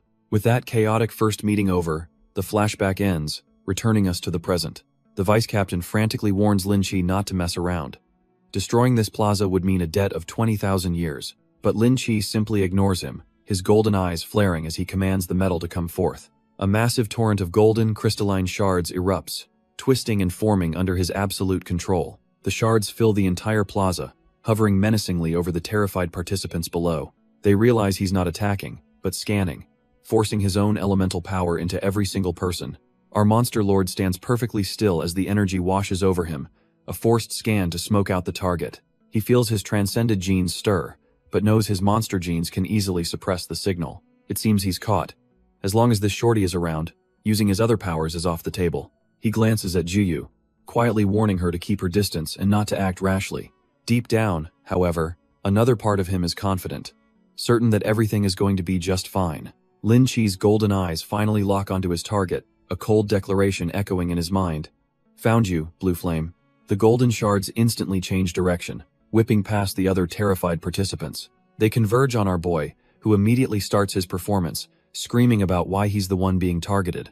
With a flourish, Lin Chi lists off the criminal's past deeds and officially places him under arrest. The student's head saved earlier can only stare in disbelief, unable to process what's happening. Even the other participants are confused, recalling that the wanted criminal Blue Flame is supposed to be a fire user. Our hero continues his act, frantically claiming he's a metal attribute as the golden constructs press in. But as a crystalline shard hovers inches from his face, a sudden, strange clarity cuts through the panic. He can feel it, he can actually sense the movement of the elements within the metal, seeing their very structure. A dangerous thought sparks in his mind. If he can see it so clearly, couldn't he just rearrange it himself? Bo Liang mutters that imitating an element is nearly impossible, unless you can perfectly sense and replicate it. With a slight tap of his foot, our boy casually asks if this is what he meant. He even scoffs at Lin Chi's dramatic chant, thinking what a ridiculous phrase that was. And just like that, he forges his own celestial starstrike sword, perfectly stable on the very first try. The researcher's mind reels he learned a complex technique from the myriad sword star chart just by seeing it once. The veteran agent is still stuck on the details, reminding Lin Chi that Blue Flame is a fire user, but this kid is using metal. Lin Chi just smirks, posing a simple question. Does using fire automatically make you a fire attribute? He explains that with enough skill, even a metal attribute user can easily create flames. By manipulating the metal elements to achieve extreme velocity, he can generate intense heat and friction. The result is a technique that mimics a fire attack, the devastating tremor of a burning star. His subordinate is completely floored, marveling at how Lin Chi's control has only grown stronger since graduation. The agent's mind races, could this new kid really be the infamous Blue Flame, hiding his true identity? As the brilliant technique unfolds, the subordinate can't help his fanboy moment, wishing he could learn such a move. Lin Chi's eyes narrow, his intent clear as he prepares to vanquish his target once and for all. He unleashes a devastating rain of ignited swords, a storm of fire and steel meant to incinerate his foe. But suddenly, a massive wave of pure blue energy erupts, completely swallowing the battlefield. The fiery swords are instantly neutralized, shattering against an unseen watery barrier. Lin Chi's ultimate attack is effortlessly dismantled, fizzling out into nothing. The veteran agent watches in disbelief, stunned by the sheer force of this water power that shielded everyone. Then, a new figure steps forward, coolly informing them that this academy is now under her protection. Her eyes burn with cold fury, warning them that bullying her students comes with a heavy price. She tells the agents to go play their games somewhere else and to stop causing trouble on her turf. The veteran agent frantically whispers to Lin Qi, telling him to be polite. This is Senior Shang Guangque. But that warning comes a little too late, as a predatory smirk spreads across her face. Oh?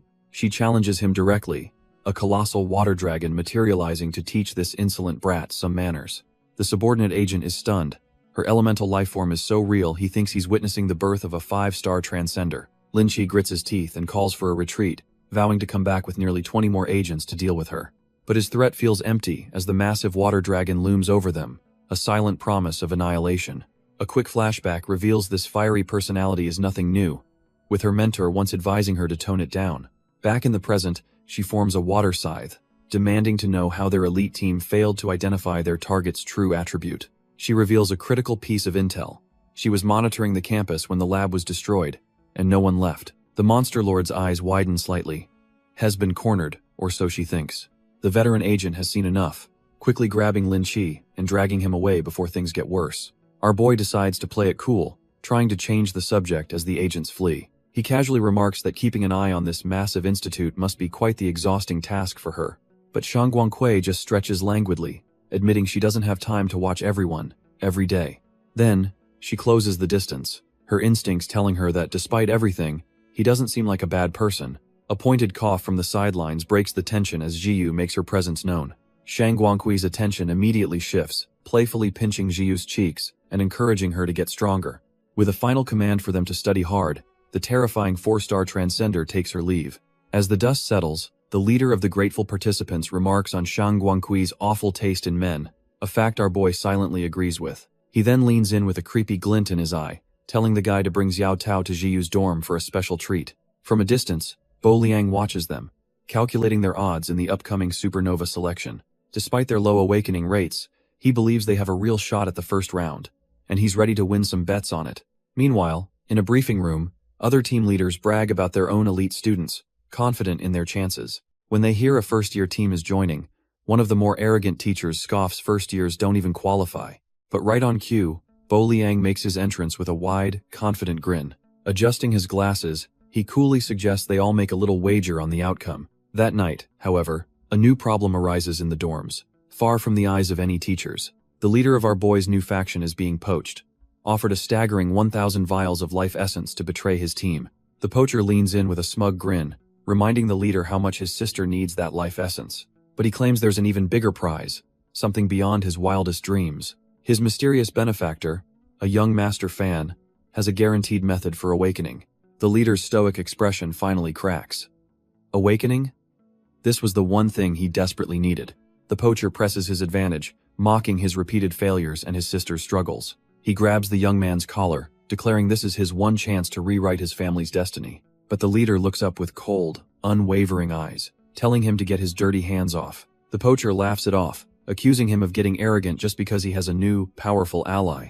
With a sharp shove, the leader pushes his hand away, declaring his loyalty is not for sale. The poacher is left completely stunned, unable to comprehend the absolute rejection.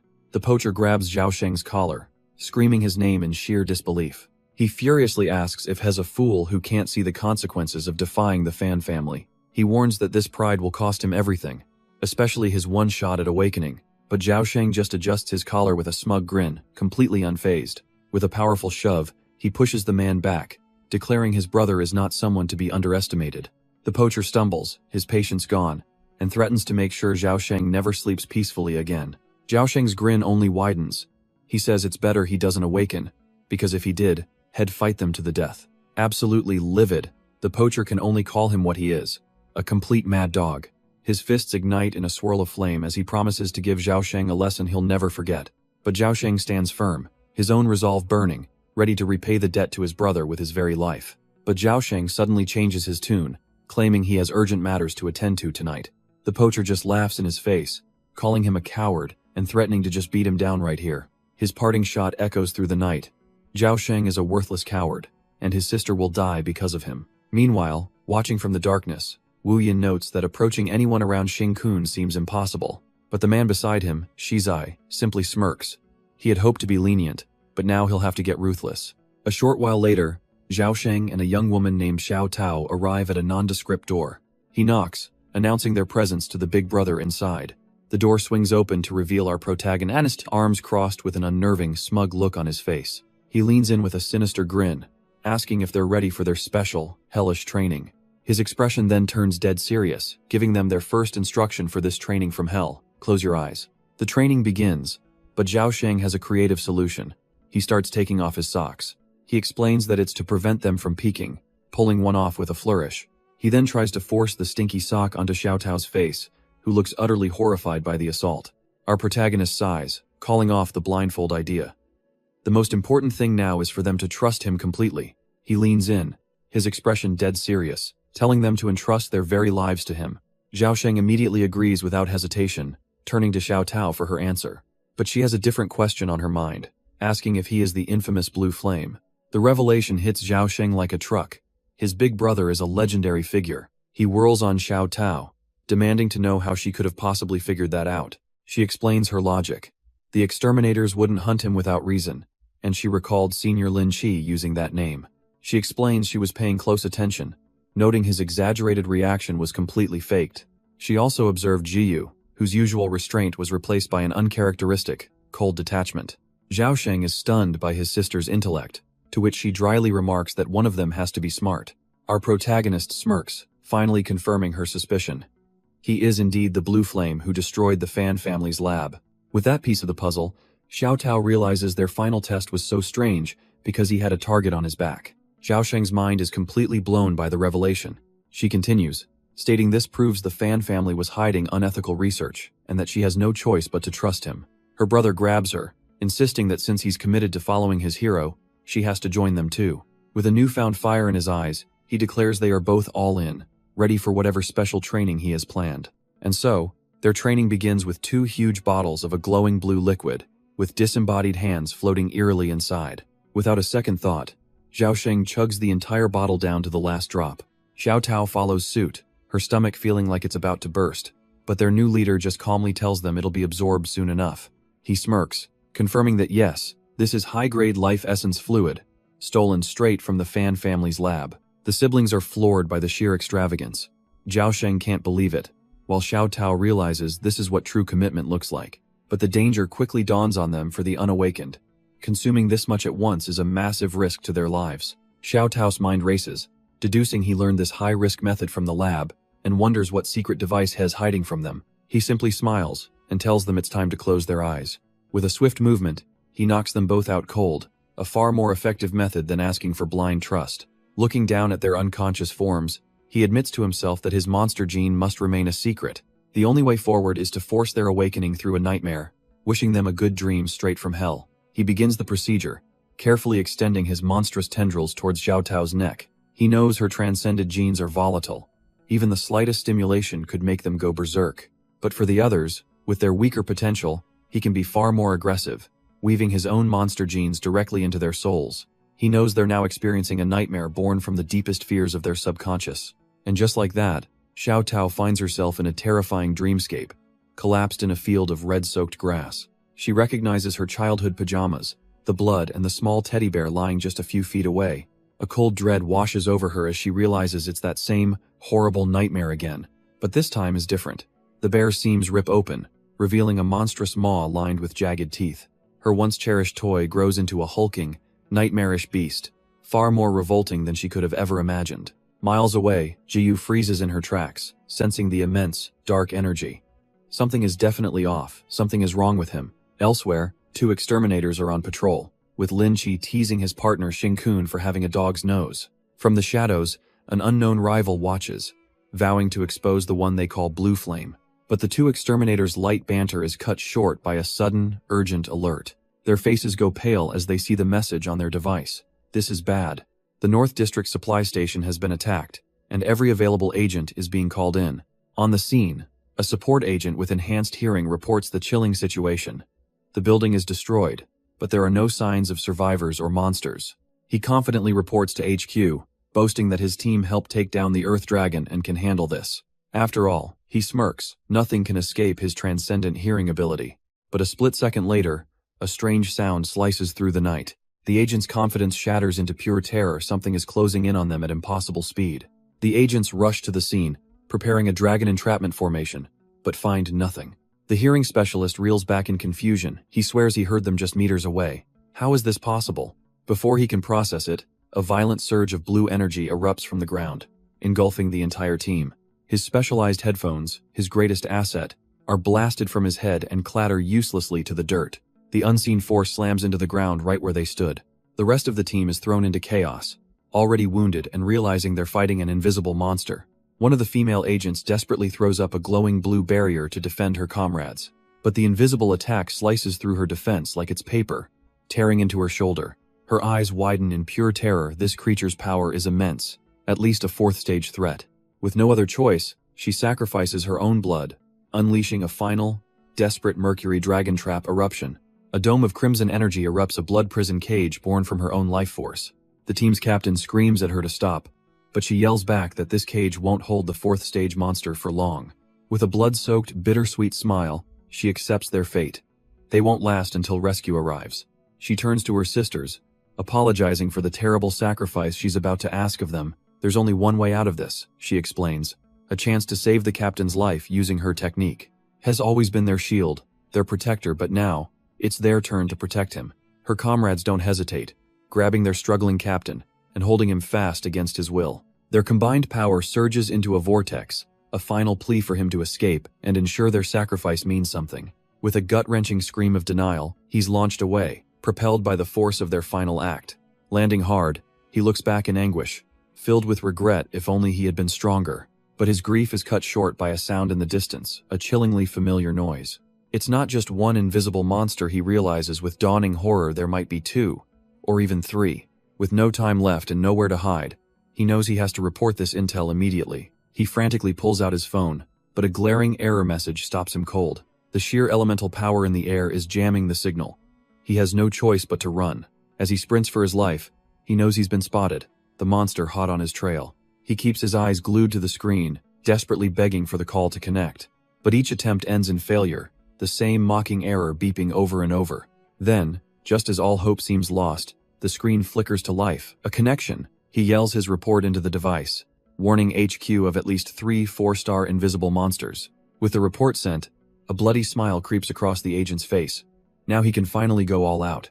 He braces for the end, but suddenly, a massive wave of friendly power washes over the area. He looks up, recognizing the signature. Of course, the first to arrive would be none other than Shangguan Kui. The 4-star transcender lands, apologizing for being late and warning him about the monsters. But they're already gone.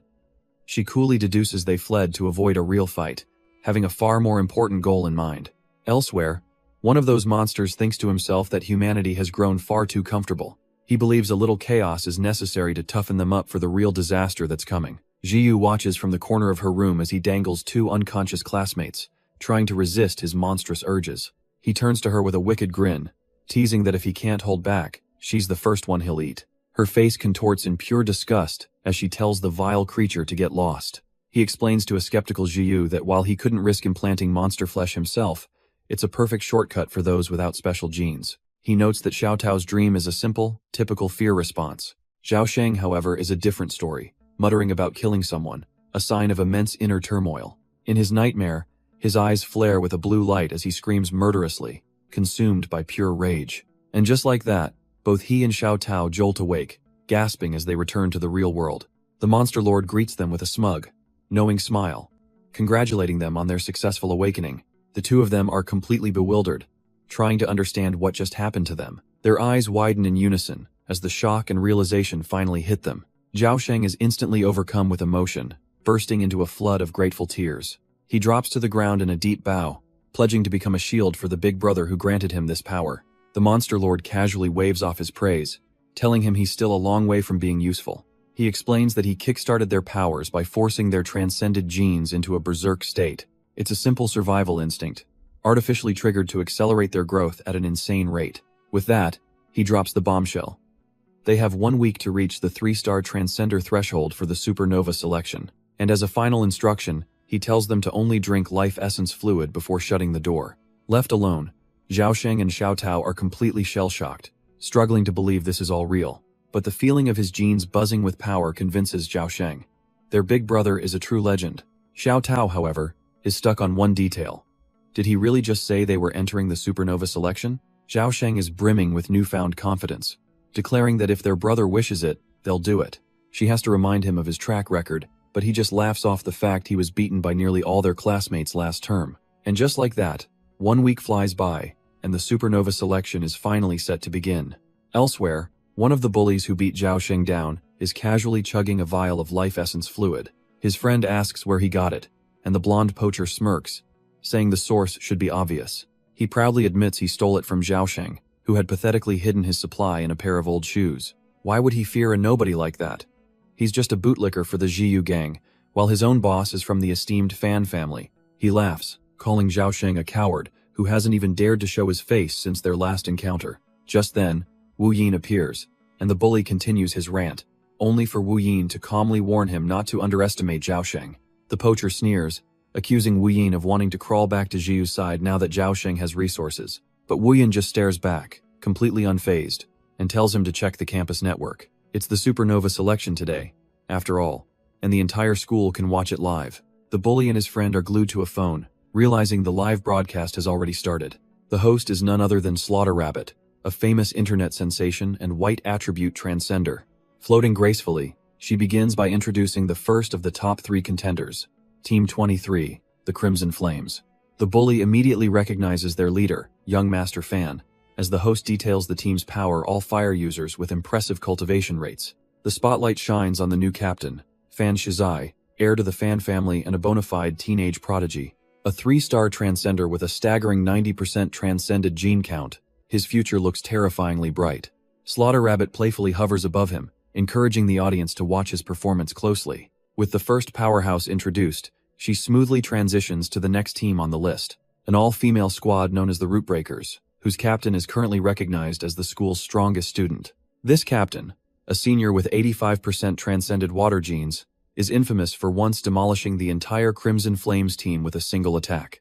And finally, the third powerhouse team, rumored to possess both the strongest sword and the strongest shield. With the introductions complete, Slaughter Rabbit officially kicks off the first round in a dense forest arena. Meanwhile, the bully and his friends are glued to the broadcast, wondering who this most arrogant team could possibly be. Wu Yin explains their reputation comes from being a team of first years with the audacity to challenge the seniors. The bully's jaw drops as he realizes it's Xing Kun's team, baffled as to how they even qualified. He can accept Jiyu as captain, but his mind short-circuits when he hears Zhao Sheng and Zhao Tao are on the roster. It's impossible. Every member has to be awakened, and Zhao Sheng, he was a nobody. The bully gulps, the shocking implication finally dawning on him. He tries to save face, scoffing that even if it took Zhao Sheng 2 years to awaken, his pathetic gene rate means nothing. But then he remembers Zhao Sheng took every transcendence course like his life depended on it. Wu Yin adds another detail. Last year's students don't just know Zhao Sheng, they respectfully call him Brother Zhao. And just like that, a crowd appears, led by a second-year captain who's thrilled to see Zhao Sheng and Zhao Tao again. Zhao Sheng and Xiao Tao are clearly not happy about this little reunion. The captain smirks, asking if they remember the fateful day he left the academy. The day he beat almost all of them single-handedly before disappearing. He explains that as soon as Zhao Sheng's team was announced, every student from their year banded together to find him. After all, an unawakened loser, suddenly appearing with such an arrogant team name. They just couldn't let that slide. So they've all agreed to settle the score right here and now, with a series of one-on-one duels. But from the back, our MC just grins, casually draping an arm over Zhao Sheng. Impressed he managed to attract even more hate than him. He then steps forward, looking over the pathetic mob with disdain and asking if this is really all they could gather. Meanwhile, in the viewing room, another instructor challenges Bo Liang's faith in his freshman team. The red-haired teacher lays out the odds. 6 teams of second years, 30 students in total, are gunning for them. He throws down his own bet with a smirk, 100 vials of life essence fluid that they won't make it. And just like that, the floodgates open, with bets piling up until a staggering 300 vials are on the line. Poor Bo Liang can only sweat under the pressure as the other faculty members mockingly ask if he can handle the loss.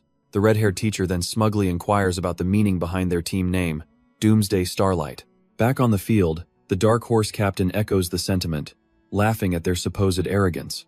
But our MC's eyes are shadowed, his thoughts far beyond this petty squabble.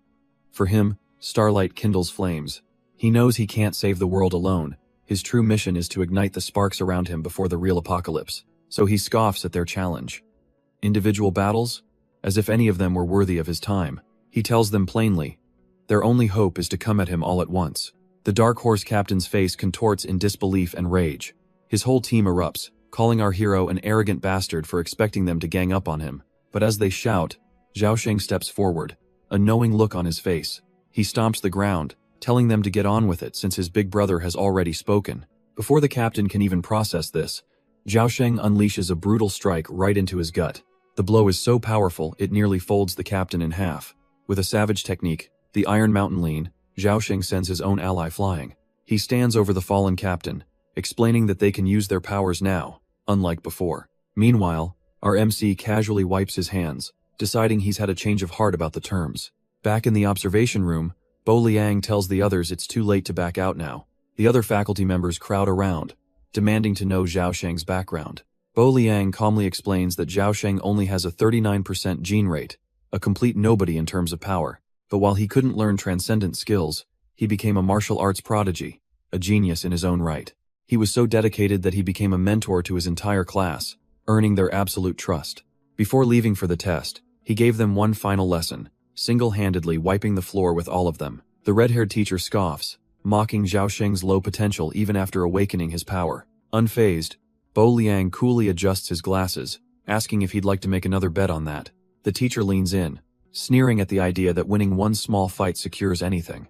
He calls the students weak, nothing but delicate flowers raised in a greenhouse to be used as fuel for the truly strong. Back in the test, Zhaosheng's former squad emerges, curious to meet the man their old leader now calls Big Brother. One of them smirks, mocking the students for following a fool and provoking a fight they can't possibly win. Their captain, Ma Xiaolong, scoffs at the idea of fighting mere beginners, his eyes blazing with fiery contempt. Flames erupt around him as he declares that since they insisted, he'll be happy to grant their death wish. But as the battle begins, his own teammate makes a shocking claim. After this, he's taking over as captain.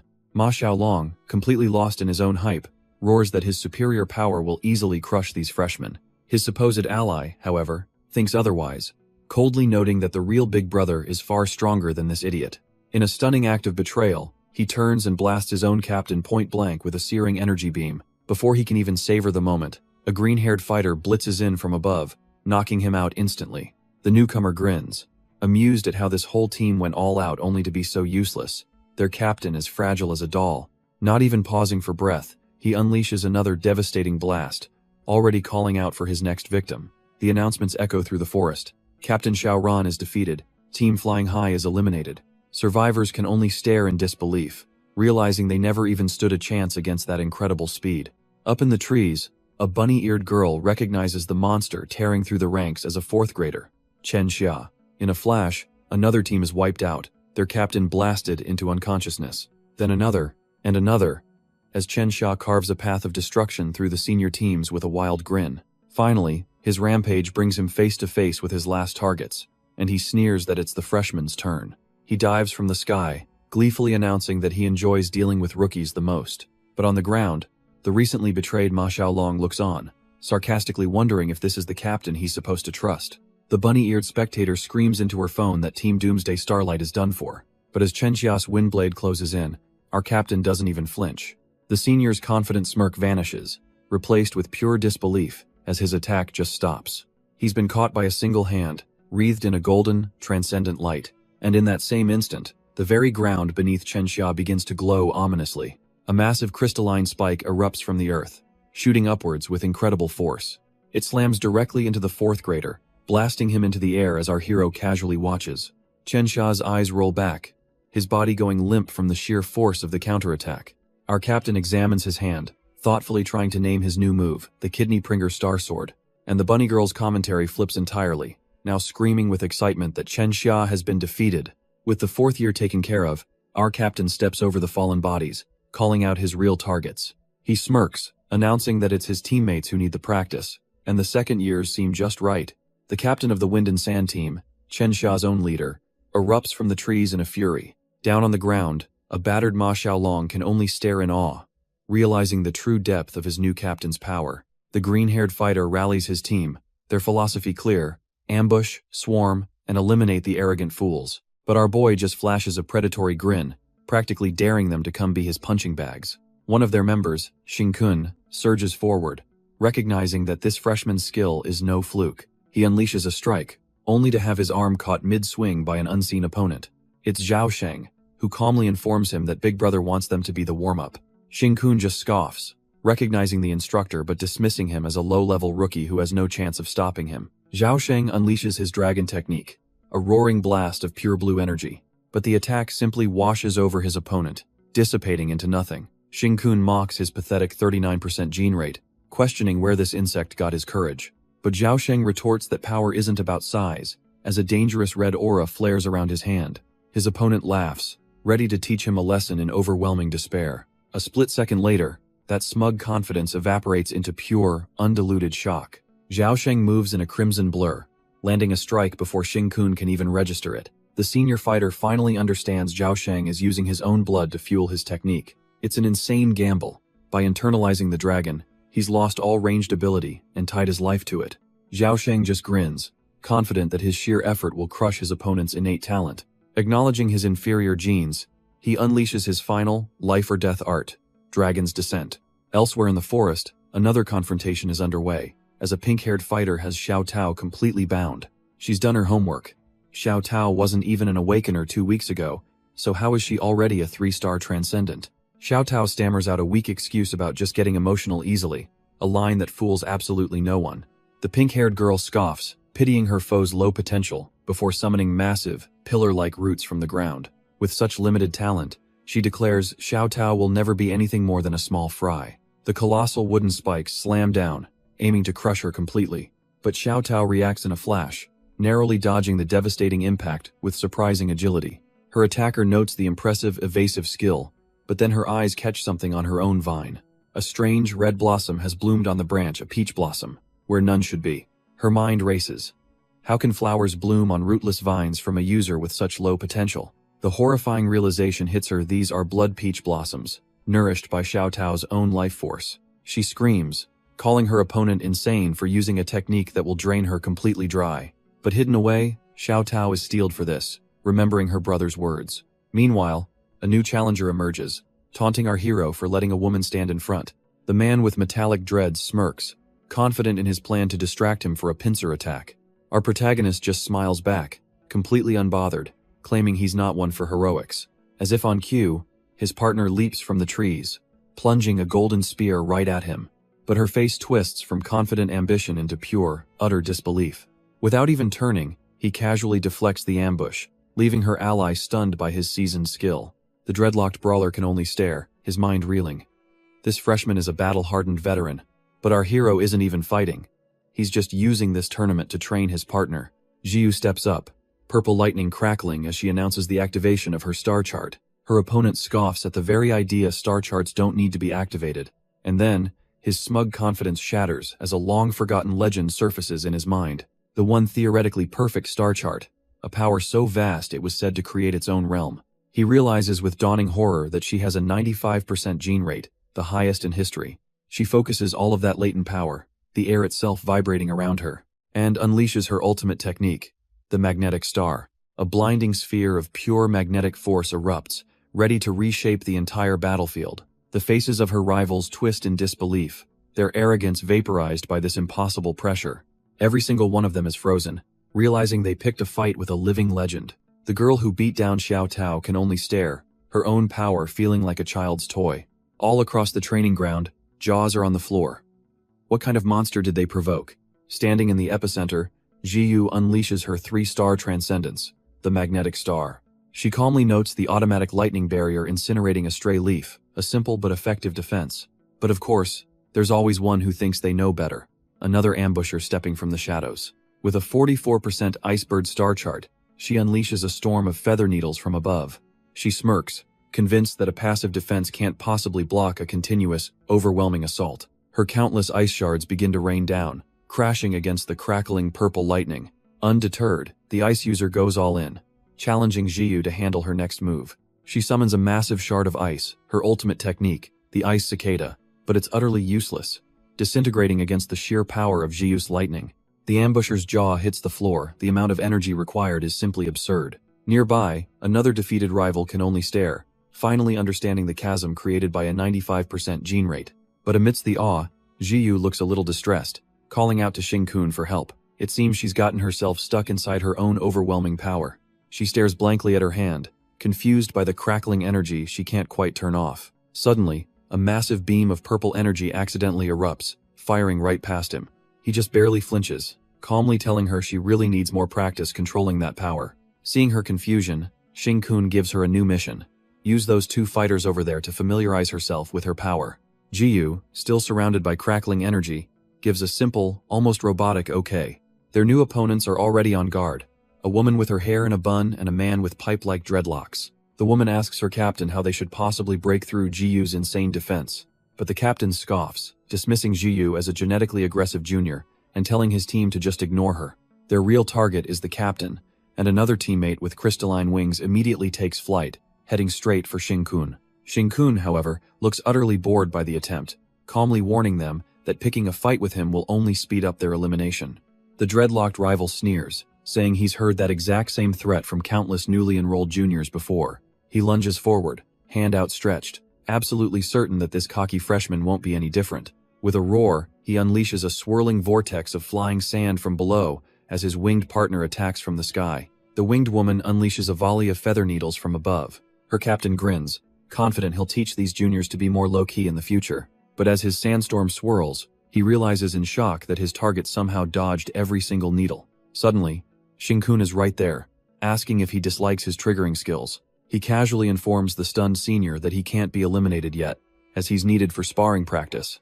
The captain is sent flying, his mind reeling, wondering what kind of impossible power this is. He and his winged partner are both effortlessly swatted out of the air. Looking up, he sees Jiyu crackling with purple lightning, cursing this monstrous freshman team. But this entire exchange is being monitored from a control room. An official with an eye patch stares grimly, noting that Xing-kun's performance is impossible for a kid with a 1% gene rate and orders a full investigation. Back in the control room, the eye patch official, Teacher Lei Yan, is being openly challenged by his subordinate. The man coolly questions his authority, pointing out that Dean Ching hasn't given any orders like this. He even hints at political maneuvering, asking if Lei Yan is trying to pull strings with Vice Dean Fan, leaving him speechless. But before the standoff can escalate, the entire room is filled with the wail of emergency sirens. A phone lights up with a chilling notification. A yellow monster alert has just been activated for Qingchu City. Monsters are flooding in, and all exterminators ranked Peak 3-star and above are ordered to mobilize immediately. Elsewhere, the calm and collected Dean Ching is asked if the supernova selection should be cancelled amid the chaos. He dismisses the idea, stating that headquarters wants it to continue, believing the situation is still under control. He sees this as a perfect test. The selection is designed to weed out those who can't handle a real disaster. As a new group of participants heads toward a dark tunnel, they get the full briefing on the escalating crisis. Meanwhile, a support agent named Song Yin is frantically trying to get a lock on their targets. He warns his team that there are at least 4 invisible monsters, and they're likely summoning the lesser beasts. But as he rushes to the front line, his senses suddenly go haywire. Only one monster remains. He finds Shangguan Kui and praises her for taking down 3 so quickly, but she furiously shuts him down. They've only been fighting 1 this whole time. The other 2 vanished as soon as they arrived. Song Yin is stunned. He was sure he detected 4, which means 3 have disappeared without a trace. Shangguan Kui urges him to focus, telling him they have a shot at this one while the others are gone. She orders him to use his powers and locate the remaining 3 before they get ambushed. Without hesitation, he taps his headset, his eyes glowing with focused energy. He unleashes his Heavenly Lake star chart, sending out a wave of power to sense all elemental life. Like a drop hitting still water, his consciousness ripples outwards. His senses spread across the entire forest, listening for any trace of life. He gets an immediate lock on Shangguan Kui and her team, still locked in their desperate battle. He can also sense the waves of other monsters pouring in, along with the newly arrived support troops. But that's not what he's looking for. He pushes his power further, searching for the 3 invisible ones. He strains, focusing with everything he has, but there's only silence. His eyes snap open in disbelief. Nothing. He can't find them anywhere. How could this be? His sensory ability has never failed him like this before. A horrifying realization dawns on him. The 3 invisible monsters aren't here. They were never here.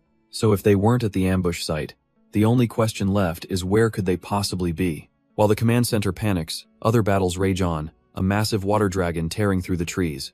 Yu Xiong smirks, noting his opponent's incredible resilience but thinking his defeat is inevitable.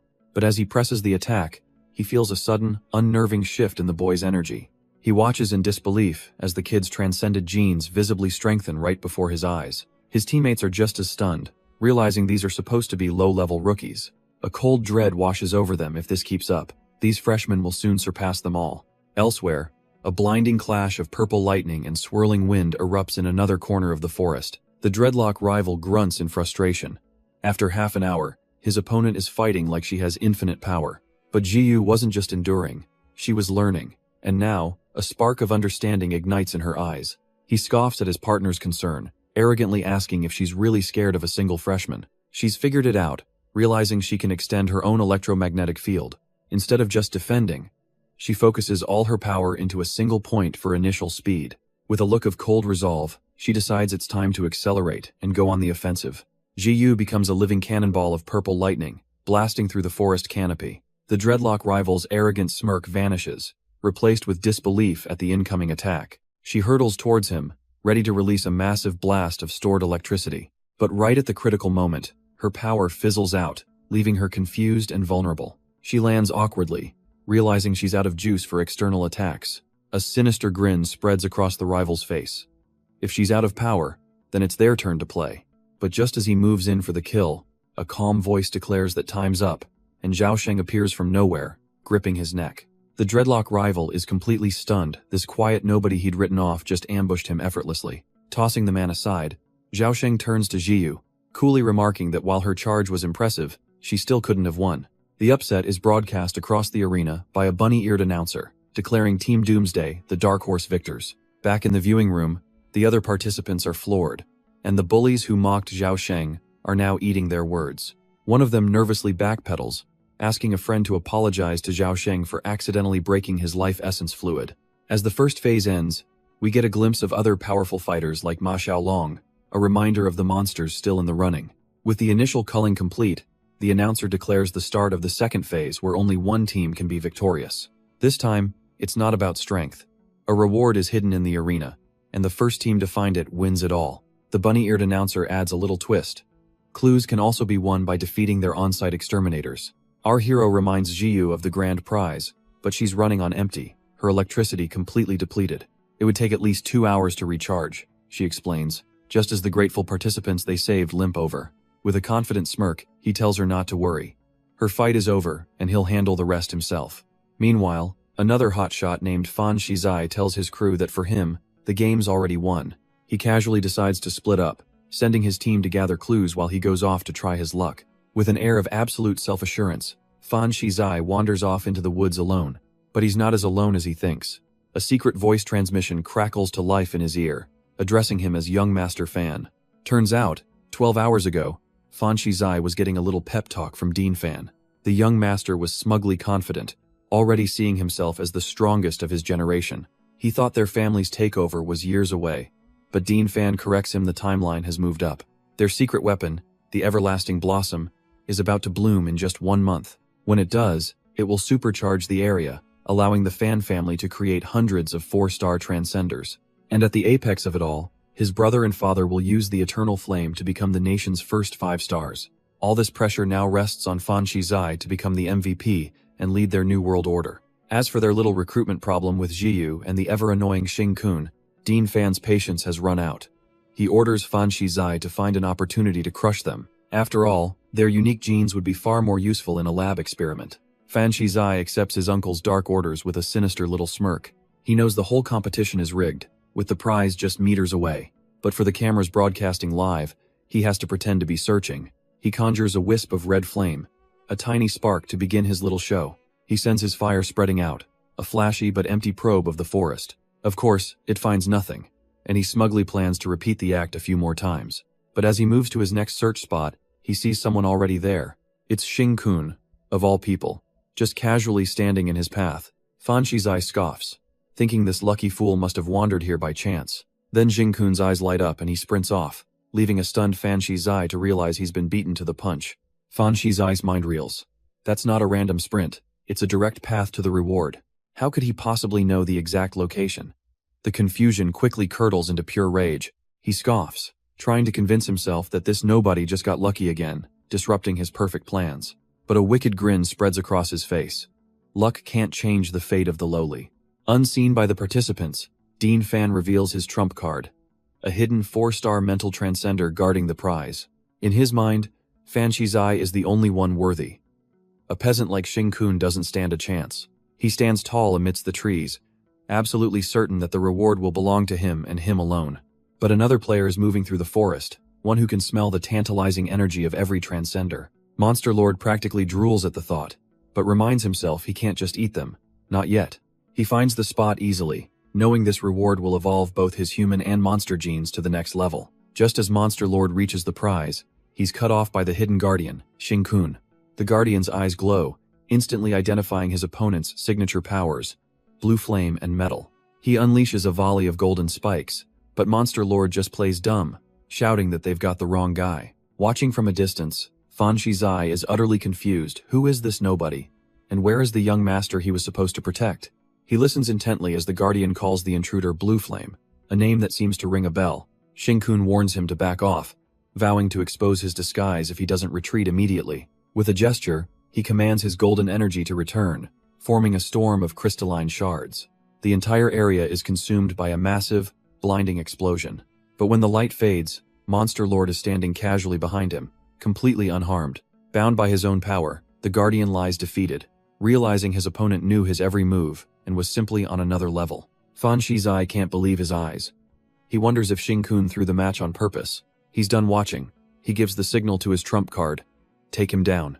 A new agent steps forward, boasting that with all the high rankers gone, he's secretly the strongest one here. He thinks to himself that he just needs to stun this guy until his young master arrives. But Monster Lord doesn't even let him make a move, unleashing a crushing psychic shock. His eyes are dead calm, completely unfazed by the supposed strongest fighter.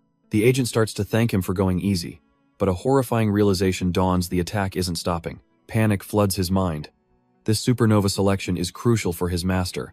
He absolutely cannot fail. He tries to steel his resolve, pushing past a traumatic memory of someone he couldn't protect. But it's useless. The psychic assault intensifies as Monster Lord looms over him, utterly dominant.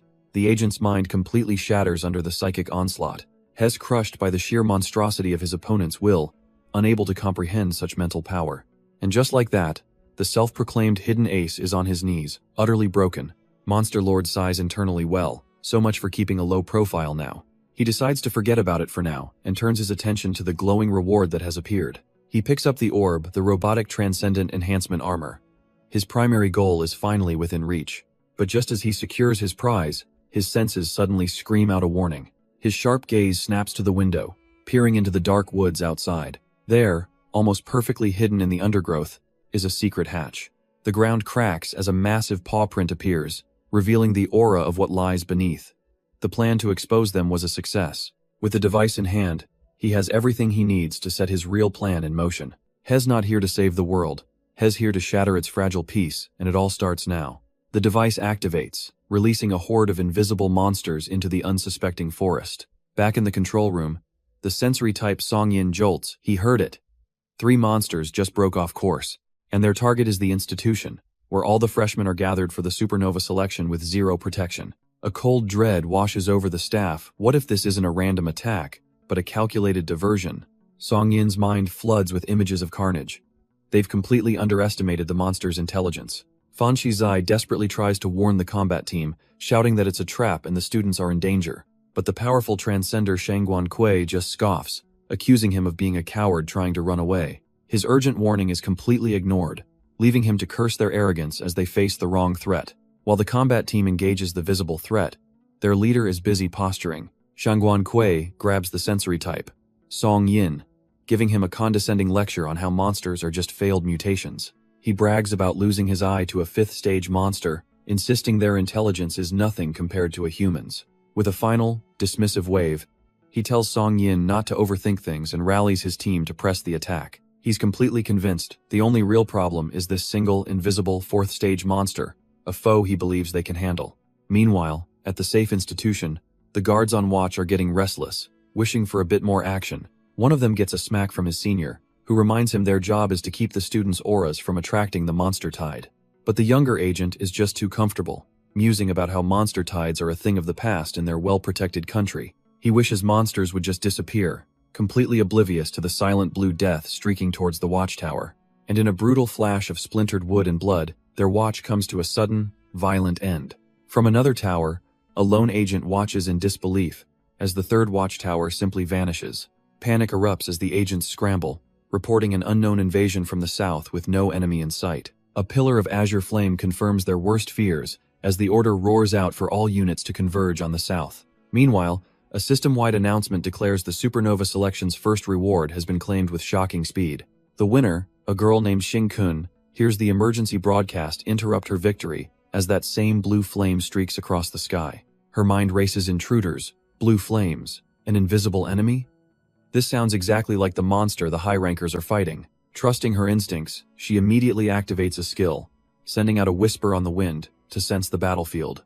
Her perception sweeps over the forest, catching a group of other participants running blindly through the trees. They finally sense it too, a ripple in the air. A sudden chill as an unseen threat bears down on them. But it's far too late, as a storm of invisible energy tears through their ranks, leaving only blood and chaos behind. Her mind races, connecting the dots. The intel said there were 3 invisible fourth-stage monsters. With no time to hesitate, she makes an executive decision, declaring the Supernova Selection officially over. She yells for all students to evacuate as they flee past the body of a fallen exterminator. On the ground, the veteran agent roars for his remaining squad to hold the line at all costs. She sends an urgent plea to Principal Ching, begging him to use his power to seal the entire forest. But in his office, a concerned aide argues against it, realizing a seal would doom the exterminators inside. The principal, however, cuts her off, stating that Slaughter Rabbit's decision is the correct one. His aide can only watch in shock as immense power begins to radiate from the old man. He floats towards the window, declaring that no matter the danger, their duty is to protect the weak. The monsters will not leave this arena. He proclaims that they will all face this threat with courage, and with a surge of green energy, Principal Ching unleashes his power. The wooden enigma assault.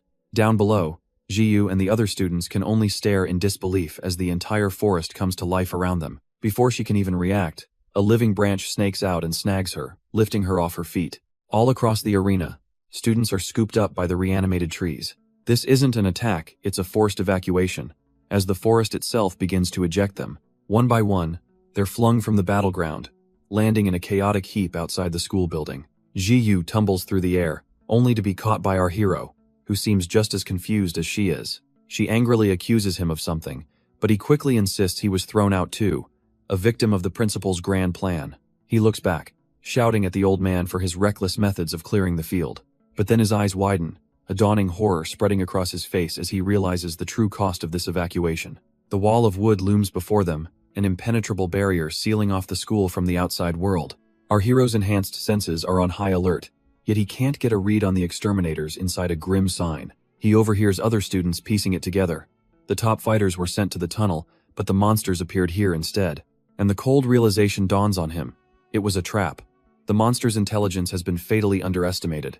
While he's processing this, another student with cable-like hair loses his cool, screaming that he's too powerful for this treatment. He declares himself a future exterminator, channeling raw green energy into his fist, ready to punch his way back in. But his grand attack does absolutely nothing, fizzling out against the magical barrier without leaving a scratch. Just then, a magenta-haired girl steps forward, calmly offering to handle it, claiming she can crack the principal's technique. Yellow and green energy swirls around her hand as she presses it against the wood, attempting to open a pathway. The arrogant student can only stare in disbelief, his bravado completely deflated as she prepares to succeed where he failed. But her attempt to go in alone is met with fierce opposition, not just from rivals, but her own teammates. Just then, another faction, the Rootbreakers, shows up, smugly announcing they'll be borrowing her passage. Their leader flashes a look of pure killing intent, a silent promise of what will happen if they're denied. The cable-haired student scoffs, basically telling them to go ahead if they have a death wish. And with that, the floodgates open as dozens of other ambitious students surge forward, eager to prove themselves. A self-satisfied smirk crosses his face. If they all want to rush in and get wiped out, so be it. But his bravado evaporates when we see the result. The ground is littered with the unconscious bodies of everyone who tried. While the failures pile up, a lone student cloaked in green energy simply phases through the wooden barrier, unnoticed by the chaos. The Monster Lord, watching from a distance, calmly declares that he'll be going in too, but not yet. His eyes burn with focus. He tells Ju to simply survive until he's ready to make his move. He turns to his companions, ordering them back. Now is not the time to be reckless. But as they pull away, another figure of interest appears. The so-called young master fan. His subordinate intercepts him, frantically explaining that the arena is a death trap and they need to retreat. The young master responds not with words, but with a hand clamped firmly around the man's throat. He's seething, demanding to know why he allowed someone named Shinkun to steal his prize.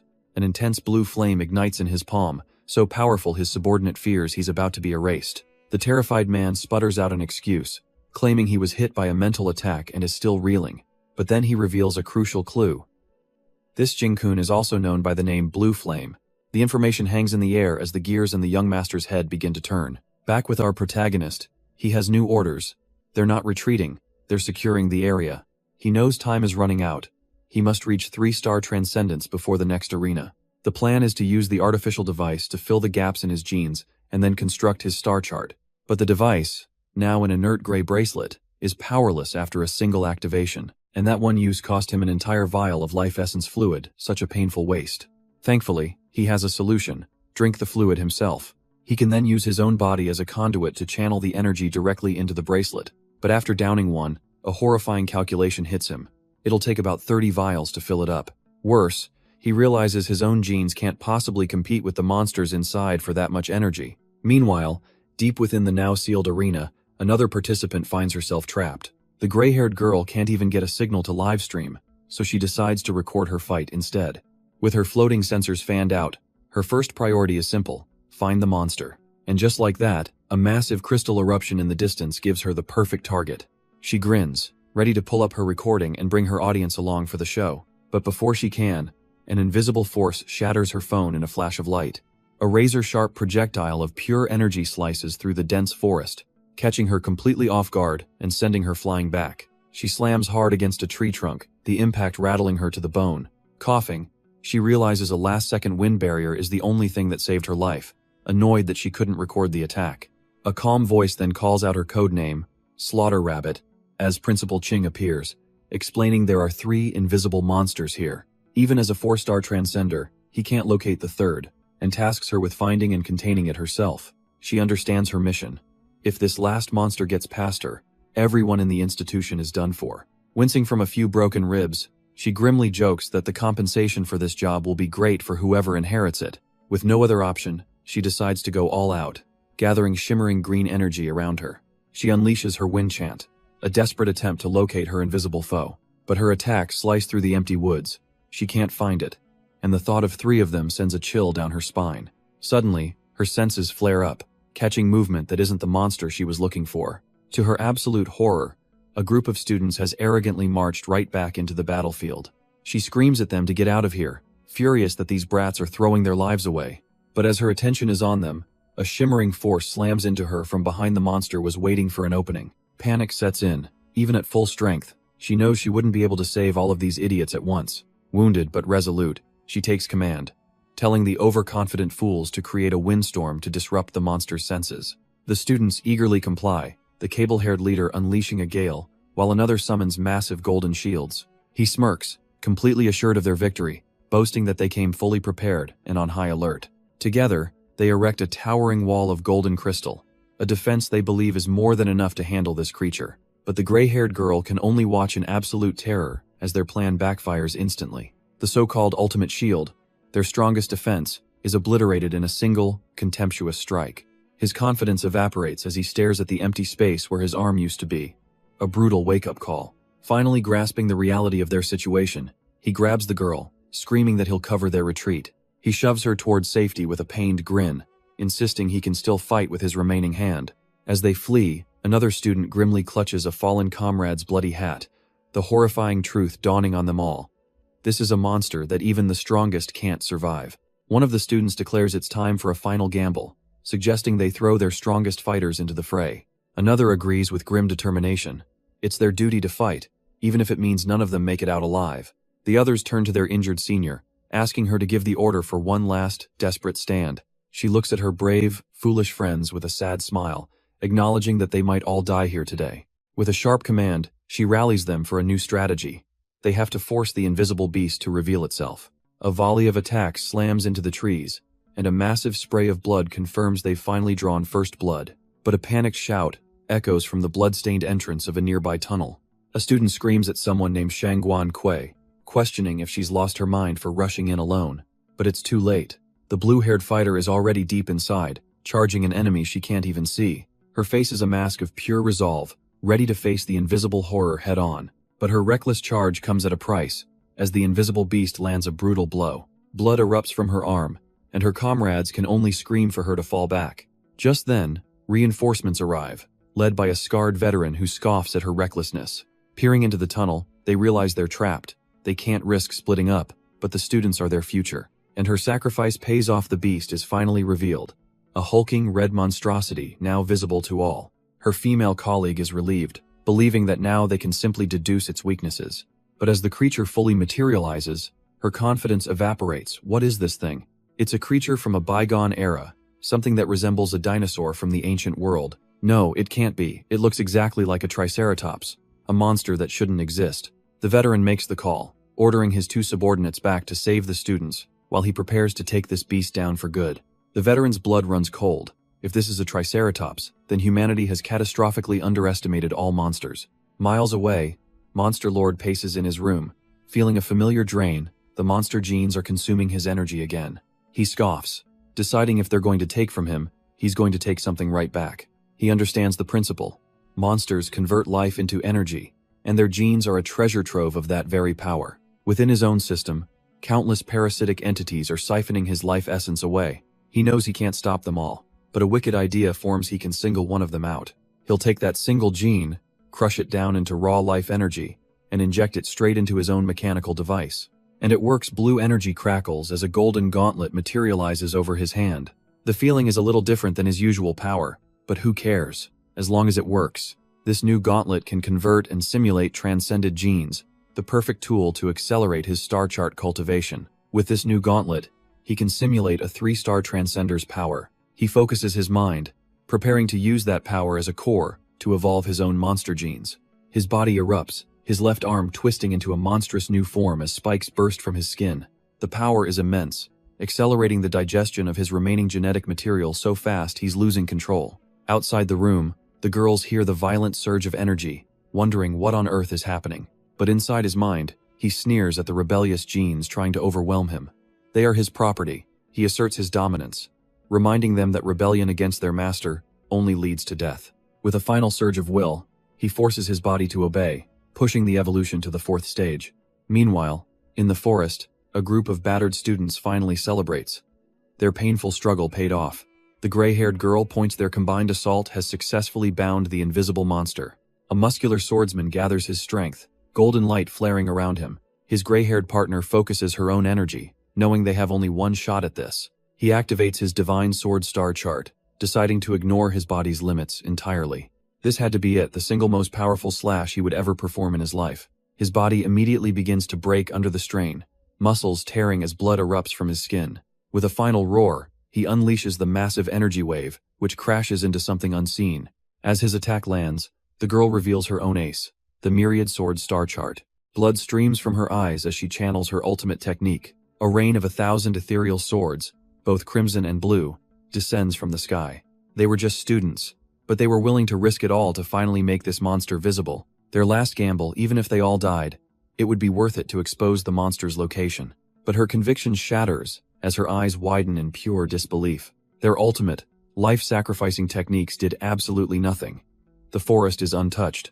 A heavy footstep thunders through the trees, contemptuously ignoring their efforts. She looks down in horror at her fallen comrades. They couldn't even slow the creature down, and suffocating pressure crashes down on them, a power so immense that escape feels impossible. What even is this thing? How could a monster of this magnitude go completely unnoticed? She's suddenly lifted into the air, realizing just how arrogant they had been to think they stood a chance. But then, a new sensation, a spark of life-generating wind. It's too late for her, but maybe. She makes a final, desperate choice, to self-destruct, and buy the others a shred of hope. She channels her remaining life force into a final, desperate technique to blow her friends to safety. Her eye glows with emerald light. Even if just one person survives, she'll accept her fate. But just as she's about to detonate, she feels an impossible force pulling her back from the abyss. Her sacrifice is unceremoniously cancelled as she's yanked backwards by her own braid. A mysterious man in a mask holds her, calmly telling her it's not her time to die yet. She screams at him for interfering as the monster launches its attack. A storm of deadly energy spikes. He remains completely still, and she realizes in horror that he's just doomed them all. They miss their chance. Everyone is about to be torn to pieces. A tidal wave of blue crystalline energy erupts from the ground, rushing to obliterate them. And with a single, outstretched hand, he effortlessly blocks the entire, seemingly unbeatable assault. The entire squad is left speechless, barely able to comprehend what just happened. But their mysterious savior is just as surprised, analyzing the strange energy he just absorbed from the monster. The students stare in awe and confusion, desperately trying to place the identity of this man. And then, he gives them a clue, erupting in a torrent of brilliant blue flames. The braided hair girl's eyes go wide with dawning horror. She knows that power belongs to the infamous blue flame. He turns to her, his eye glowing with an eerie light, acknowledging her recognition of him as a wanted mass murderer. She freezes, realizing their savior is one of the most dangerous criminals in the country. He effortlessly lifts her against a tree, warning her to get her friends away before he decides to eat them too. But his true focus is on the real threat, telling the unseen monster not to get in his way. Behind him, a terrifying beast of pure malice and energy finally reveals its monstrous form. The remaining students can only stare, trying to make sense of the monstrosity before them. But our guy knows exactly what it is, feeling the immense power it had been concealing until now. And he tells them all to get lost. He lays it out cold and simple. They've done all they can, and staying any longer would just be a pointless death. The braided hair girl finally agrees, deciding to evacuate the others, though her mind is still reeling from their savior being the infamous criminal, Blue Flame. But the gray-haired swordswoman doesn't care about his identity. All that matters is that he saved them and is now facing this beast alone. The scene shifts, and we find Ji-yu standing guard outside a room when her brother asks about Shin-kun. She cuts him off with a sharp look, ordering him not to ask questions. Shin-kun is resting, and absolutely cannot be disturbed. But her warning is too late, as the sound of footsteps echoes up the stairs, heralding an unwelcome visit. Two men from the school arrive, and the one in front asks why she's outside her own dorm before saying he's looking for Shin-kun. He then leans in with a smug grin, revealing that someone saw Shin-kun follow her back to her room, and asks her to bring him out. Ji-yu stands firm, telling them Shin-kun is resting, but the man in the white suit just smirks, wondering how he could possibly be sleeping. He explains that the academy has some objections to how this supernova received his reward and needs to ask him some questions personally. The threat is laid bare: cooperate, or the academy will cancel his qualification and seize the prize, the artificial extraordinary device. His partner steps forward, his eyes locking onto her, asking if Shin-kun is the one with the answers. She holds her ground, telling them to wait until he wakes, but is not taking no for an answer, patronizingly reminding her that cooperation with the school is a student's obligation. He flashes a predatory grin, assuring her they just need him to show up for a few questions, acting as if it's no big deal. He even tries to frame it as a favor, suggesting if Shin-kun is injured, reporting it now would get him immediate treatment. But her friend behind her has heard enough, voicing everyone's suspicion they claim to represent the academy, but no one has ever seen them before. Ji-yu's patience snaps. She puts up a hand, her voice dropping to a low growl, warning that anyone who disturbs Shin-kun will be disabled. Just then, panicked shouts from below cut through the tension. Someone escaped the dean's deadly assault, but everyone else who went in was annihilated. The students below cry out in shock. The blue flame on the field means that wanted criminal is here. That name catches the attention of the man in the white suit, his expression hardening. He turns back to Ji-yu, his voice laced with venom, chiding her for obstructing them while the dean fights for their lives. His eyes narrow with suspicion, finding it incredibly strange that she's being so fiercely protective. Unfazed, Zhu asks if he even cares, purple lightning beginning to crackle around her hand. He scoffs, done with the pleasantries. He'll just go in himself, a flicker of red flame igniting on his fingertip. With a sinister laugh, he warns her not to blame him if she gets hurt, as their powers flare up across the hallway. Meanwhile, elsewhere, the braided hair student thinks back on everything she knows about the blue flame. He's the thief, the killer, but also the rogue who pulled her braid. None of it makes any sense. But one thing is certain. He saved her and her students, and she has no intention of just abandoning him. She declares her support, knowing she can at least deflect the monster's flames to give him a chance. Tapping into her Wind Dragon star chart, she unleashes a powerful technique, Wind Howl. A concentrated blast of wind energy slams into the monster's fiery breath, creating the opening he needs. And in that instant, he's already there, dodging the attack and ripping into the monster's face with his bare hand. She can only watch, stunned by the sheer power of this 4-star transcender, who wields the same blue flames as his enemies. He's tearing them apart in close combat, a feat that goes far beyond simple physical strength. He turns to her, his voice dripping with annoyance, threatening to use her as bait if she's going to be a liability. Just then, a new, far more powerful monster manifests, throwing them both back as she insists she's here to help. Furious at his dismissal, she snaps that he's still a crude rascal and shouldn't underestimate her. She can make him fly. He glances back in confusion as a gale swirls around him, a technique she calls wind travels. With a surge of green energy, she lifts him high into the sky, soaring above the tree line. She proudly declares that up here, they have the advantage, since the monster can't fly, but he just glances back, coldly remarking that while her wind power is impressive, he doesn't remember her. She must have died early. Furious, she can't believe he's cursing her, but he's already onto the plan. Throw him into the monster's mouth. As a massive tentacle whips through the air, she calls him a wanted madman. He simply kicks off her windstream, using her as a springboard to dive straight towards the beast. He plummets headfirst towards the monster's gaping, energy-filled maw. She manages to redirect the wind just enough, and he gives a silent nod of approval for her control. Without a trace of fear, he plunges directly down its throat.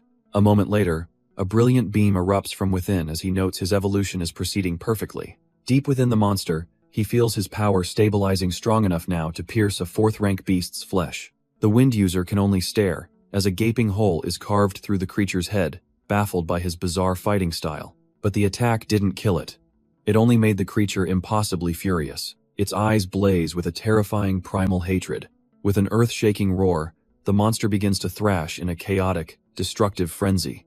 She throws up a barrier of wind, barely defending against the rampaging limbs. A horrifying thought crosses her mind. This isn't a counterattack. It's a death rage. The entire forest is torn asunder by the sheer force of the berserk creature. Blue energy erupts from its wounds as it continues its blind rampage. Other students nearby are crushed by the immense pressure, realizing in terror that this is a true 4th-rank monster. But it's not just one monster. An immense, invisible pressure descends from 3 directions at once. The student cries out as the crushing weight brings her to her knees. Hidden in the trees, our boy isn't fazed. He senses something more, the distinct aura of a king. He can feel the royal power lurking within these shadowy beasts. And while everyone else panics, a wicked smile spreads across his face. This is going to be fun. The girl plummets, her head splitting with pain as the royal aura directly attacks her gene chain. She frantically tries to muster her own transcendent power to fight back against the disruption. For a brief moment, she succeeds, her energy flaring as she stabilizes her own core. But her fall is broken by something massive, soft, and glowing with malevolent red light. Trapped on the monster's face, she knows she can't escape, deciding to take an eye before she dies. But elsewhere, another fighter is caught, dark tendrils wrapping around her limbs. She struggles, cursing the monster and trying to muster her wind explosion. But her power fizzles out. She still can't fully control the transcendent genes within her. As the creature's massive jaw descends, all she can feel is her own powerlessness. In another part of the city, a boy frantically tries to free his sister from the rubble. She begs him to leave her, to not waste his time, but he promises he'll save her. Suddenly, a hulking monster appears right behind them, its shadow falling over the terrified kids. The boy can only stare, frozen in fear as tears stream down his face. His sister screams, watching the beast loom over them, but then their father leaps into action. He throws a desperate punch to protect his children, only for the monster's teeth to sink deep into his arm.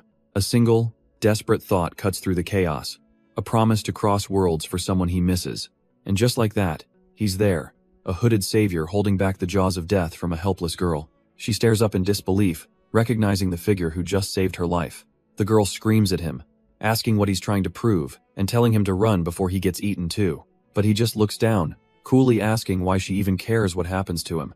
She's left completely speechless by his cold, detached demeanor. Then, without warning, he grabs her and hurls her away, offering her up as bait. A furious scream rips through the air as she flies through the forest. Landing amidst a swirl of green energy, she curses him for being such a scumbag.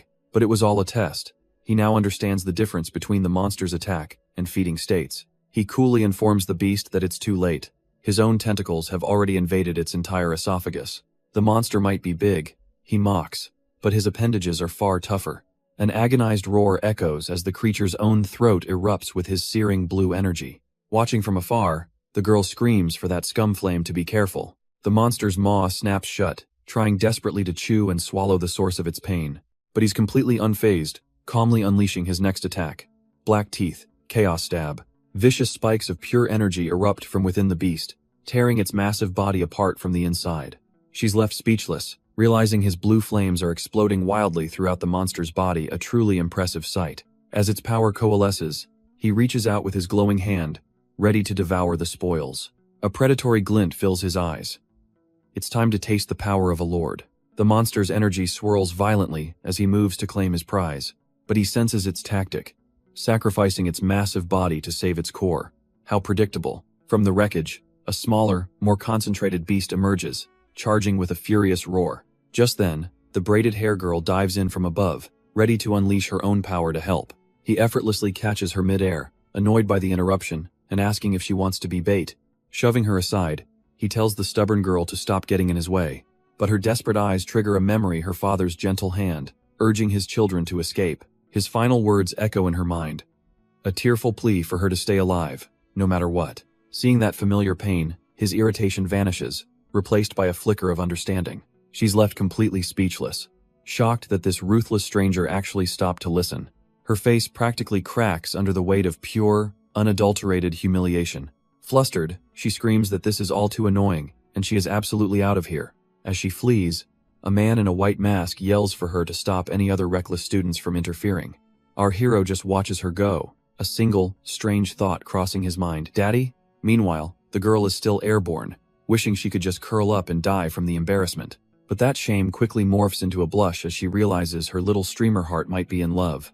Elsewhere, a young master named Fan is being advised to retreat from the academy, but Fan refuses, explaining he needs to confirm the identity of the blue flame user for his uncle. His real goal is revealed.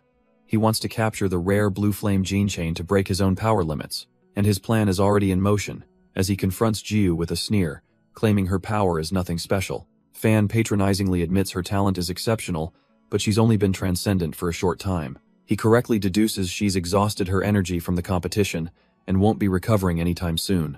But, before he can act, a protective classmate steps in, calling him out for hiding something behind his back.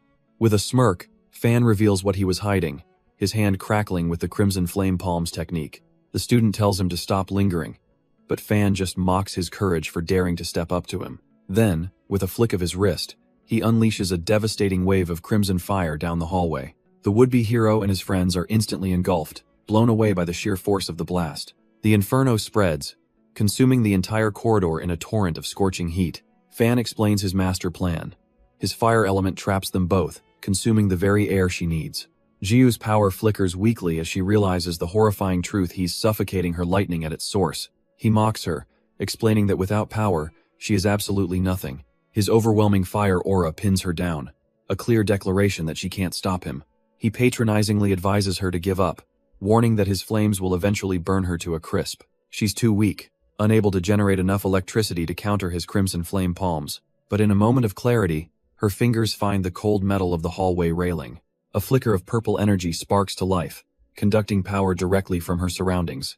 Suddenly, a massive discharge of lightning erupts, stunning Fan and blasting his flames back. His arrogant expression shatters into disbelief. How can she still absorb external electricity? Jiu stands tall, crackling with renewed power, comparing her situation to a drowning person finding air. All she needs is the slightest contact with a source, and she can channel its power directly into her body.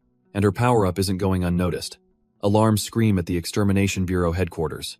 Elsewhere, the heads of the Fan family discuss their ultimate goal, a qualitative transformation through transcended genes. But Jiu isn't concerned with their philosophy. She unleashes the full might of her magnetic star. He just smirks, seeing her as a mere defective product in the face of his family's superiority. To a true transcendent like him, she's just another flawed specimen to be purged. A tidal wave of crimson flame erupts from his hands, intent on melting her away. The hallway explodes as raw lightning and infernal fire clash violently. She stands her ground, her purple energy forming a desperate shield against his overwhelming power. But she knows that last move cost a city block's worth of electricity, and she needs a better plan. A new idea sparks a smaller, concentrated satellite of her magnetic star power. He can't believe it, she's improvising with a legendary star chart in the middle of their fight. His pride as a hailed genius crumbles. How dare this defective product never take him seriously? His mind flashes back to his family's secret research, centered on a glowing artifact. His uncle had explained their ultimate goal: to integrate the eternal flame into their genes. This was the key to breaking the 90% barrier and resonating with the eternal flower. The original plan was for his father to ascend first, for safety's sake. But the young master's sly smile revealed his own ambition to seize that power. Now, facing her, he sees his chance. He casually pops her magnetic satellite like a balloon. If he integrates her blue flame and the eternal flower now, he can achieve his own breakthrough. The three fighters are separated by floors, as he feels the first palpitations of his evolution. As the ground itself trembles, an eruption of malevolent blue energy floods the school grounds. Students collapse, clutching their heads as an immense psychic pressure descends upon them all. Young Master Fan smirks, telling his aide that the monsters are in a frenzy, and there's no need to help, these students are already dead. With a final command, he turns his back on Jiyu and the chaos, choosing to save himself. But the other students are stopped in their tracks by an injured classmate, who warns them they'll only be a burden out there. With cold determination, she resolves to face this blue-colored scum herself. Elsewhere, the teacher Ching Che strains against his own containment spell, screaming that he can't hold it back any longer. He watches in horror as the three invisible monsters fuse into one horrifying, unified creature. Its aura is immense, a suffocating pressure that he instantly recognizes. This is the same presence as the legendary 5-stage monster that nearly wiped out all the elites. A teacher desperately yells for his student, Lin Chi, to retreat from the forest, screaming that the mission is over. But the young man just smirks, convinced he's going to die anyway. If he's going down, hell at least buy them some time, but a hand on his shoulder stops him cold. A voice tells him it's not too late. Before he can even register the words, a flash of cyan light erupts, and his world goes dark. The teacher stares in absolute horror as his student is impaled against a tree, wondering who that was and why a wanted criminal just tried to save them. Our masked protagonist pays him no mind, his eyes locked on the darkness. So that's what they were up to, a fusion evolution. A cold realization washes over him. These things are evolving into a 5th-stage monster, and they're doing it by consuming the very power he granted them. The beast reveals its colossal form. One of the other agents quickly erects an earthly prison, trapping the monster in a cage of rock and fire. But the prison shatters like glass. The teachers can only watch, horrified, as their best efforts are brushed aside like nothing. With the situation spiraling, the teachers swallow their pride, offering to forget his wanted status if he'll just help them. Our hero just gives them a look. Oh, so now you want to be friends? He can't help but find their desperation amusing. Suddenly, the monster's brutal assault is stopped dead in its tracks by a wall of writhing, glowing vines. And there he is, Headmaster Ching, descending from the sky, his wood-based art springing to life. With a roar of growth, the vines explode outwards, completely engulfing and trapping the colossal beast.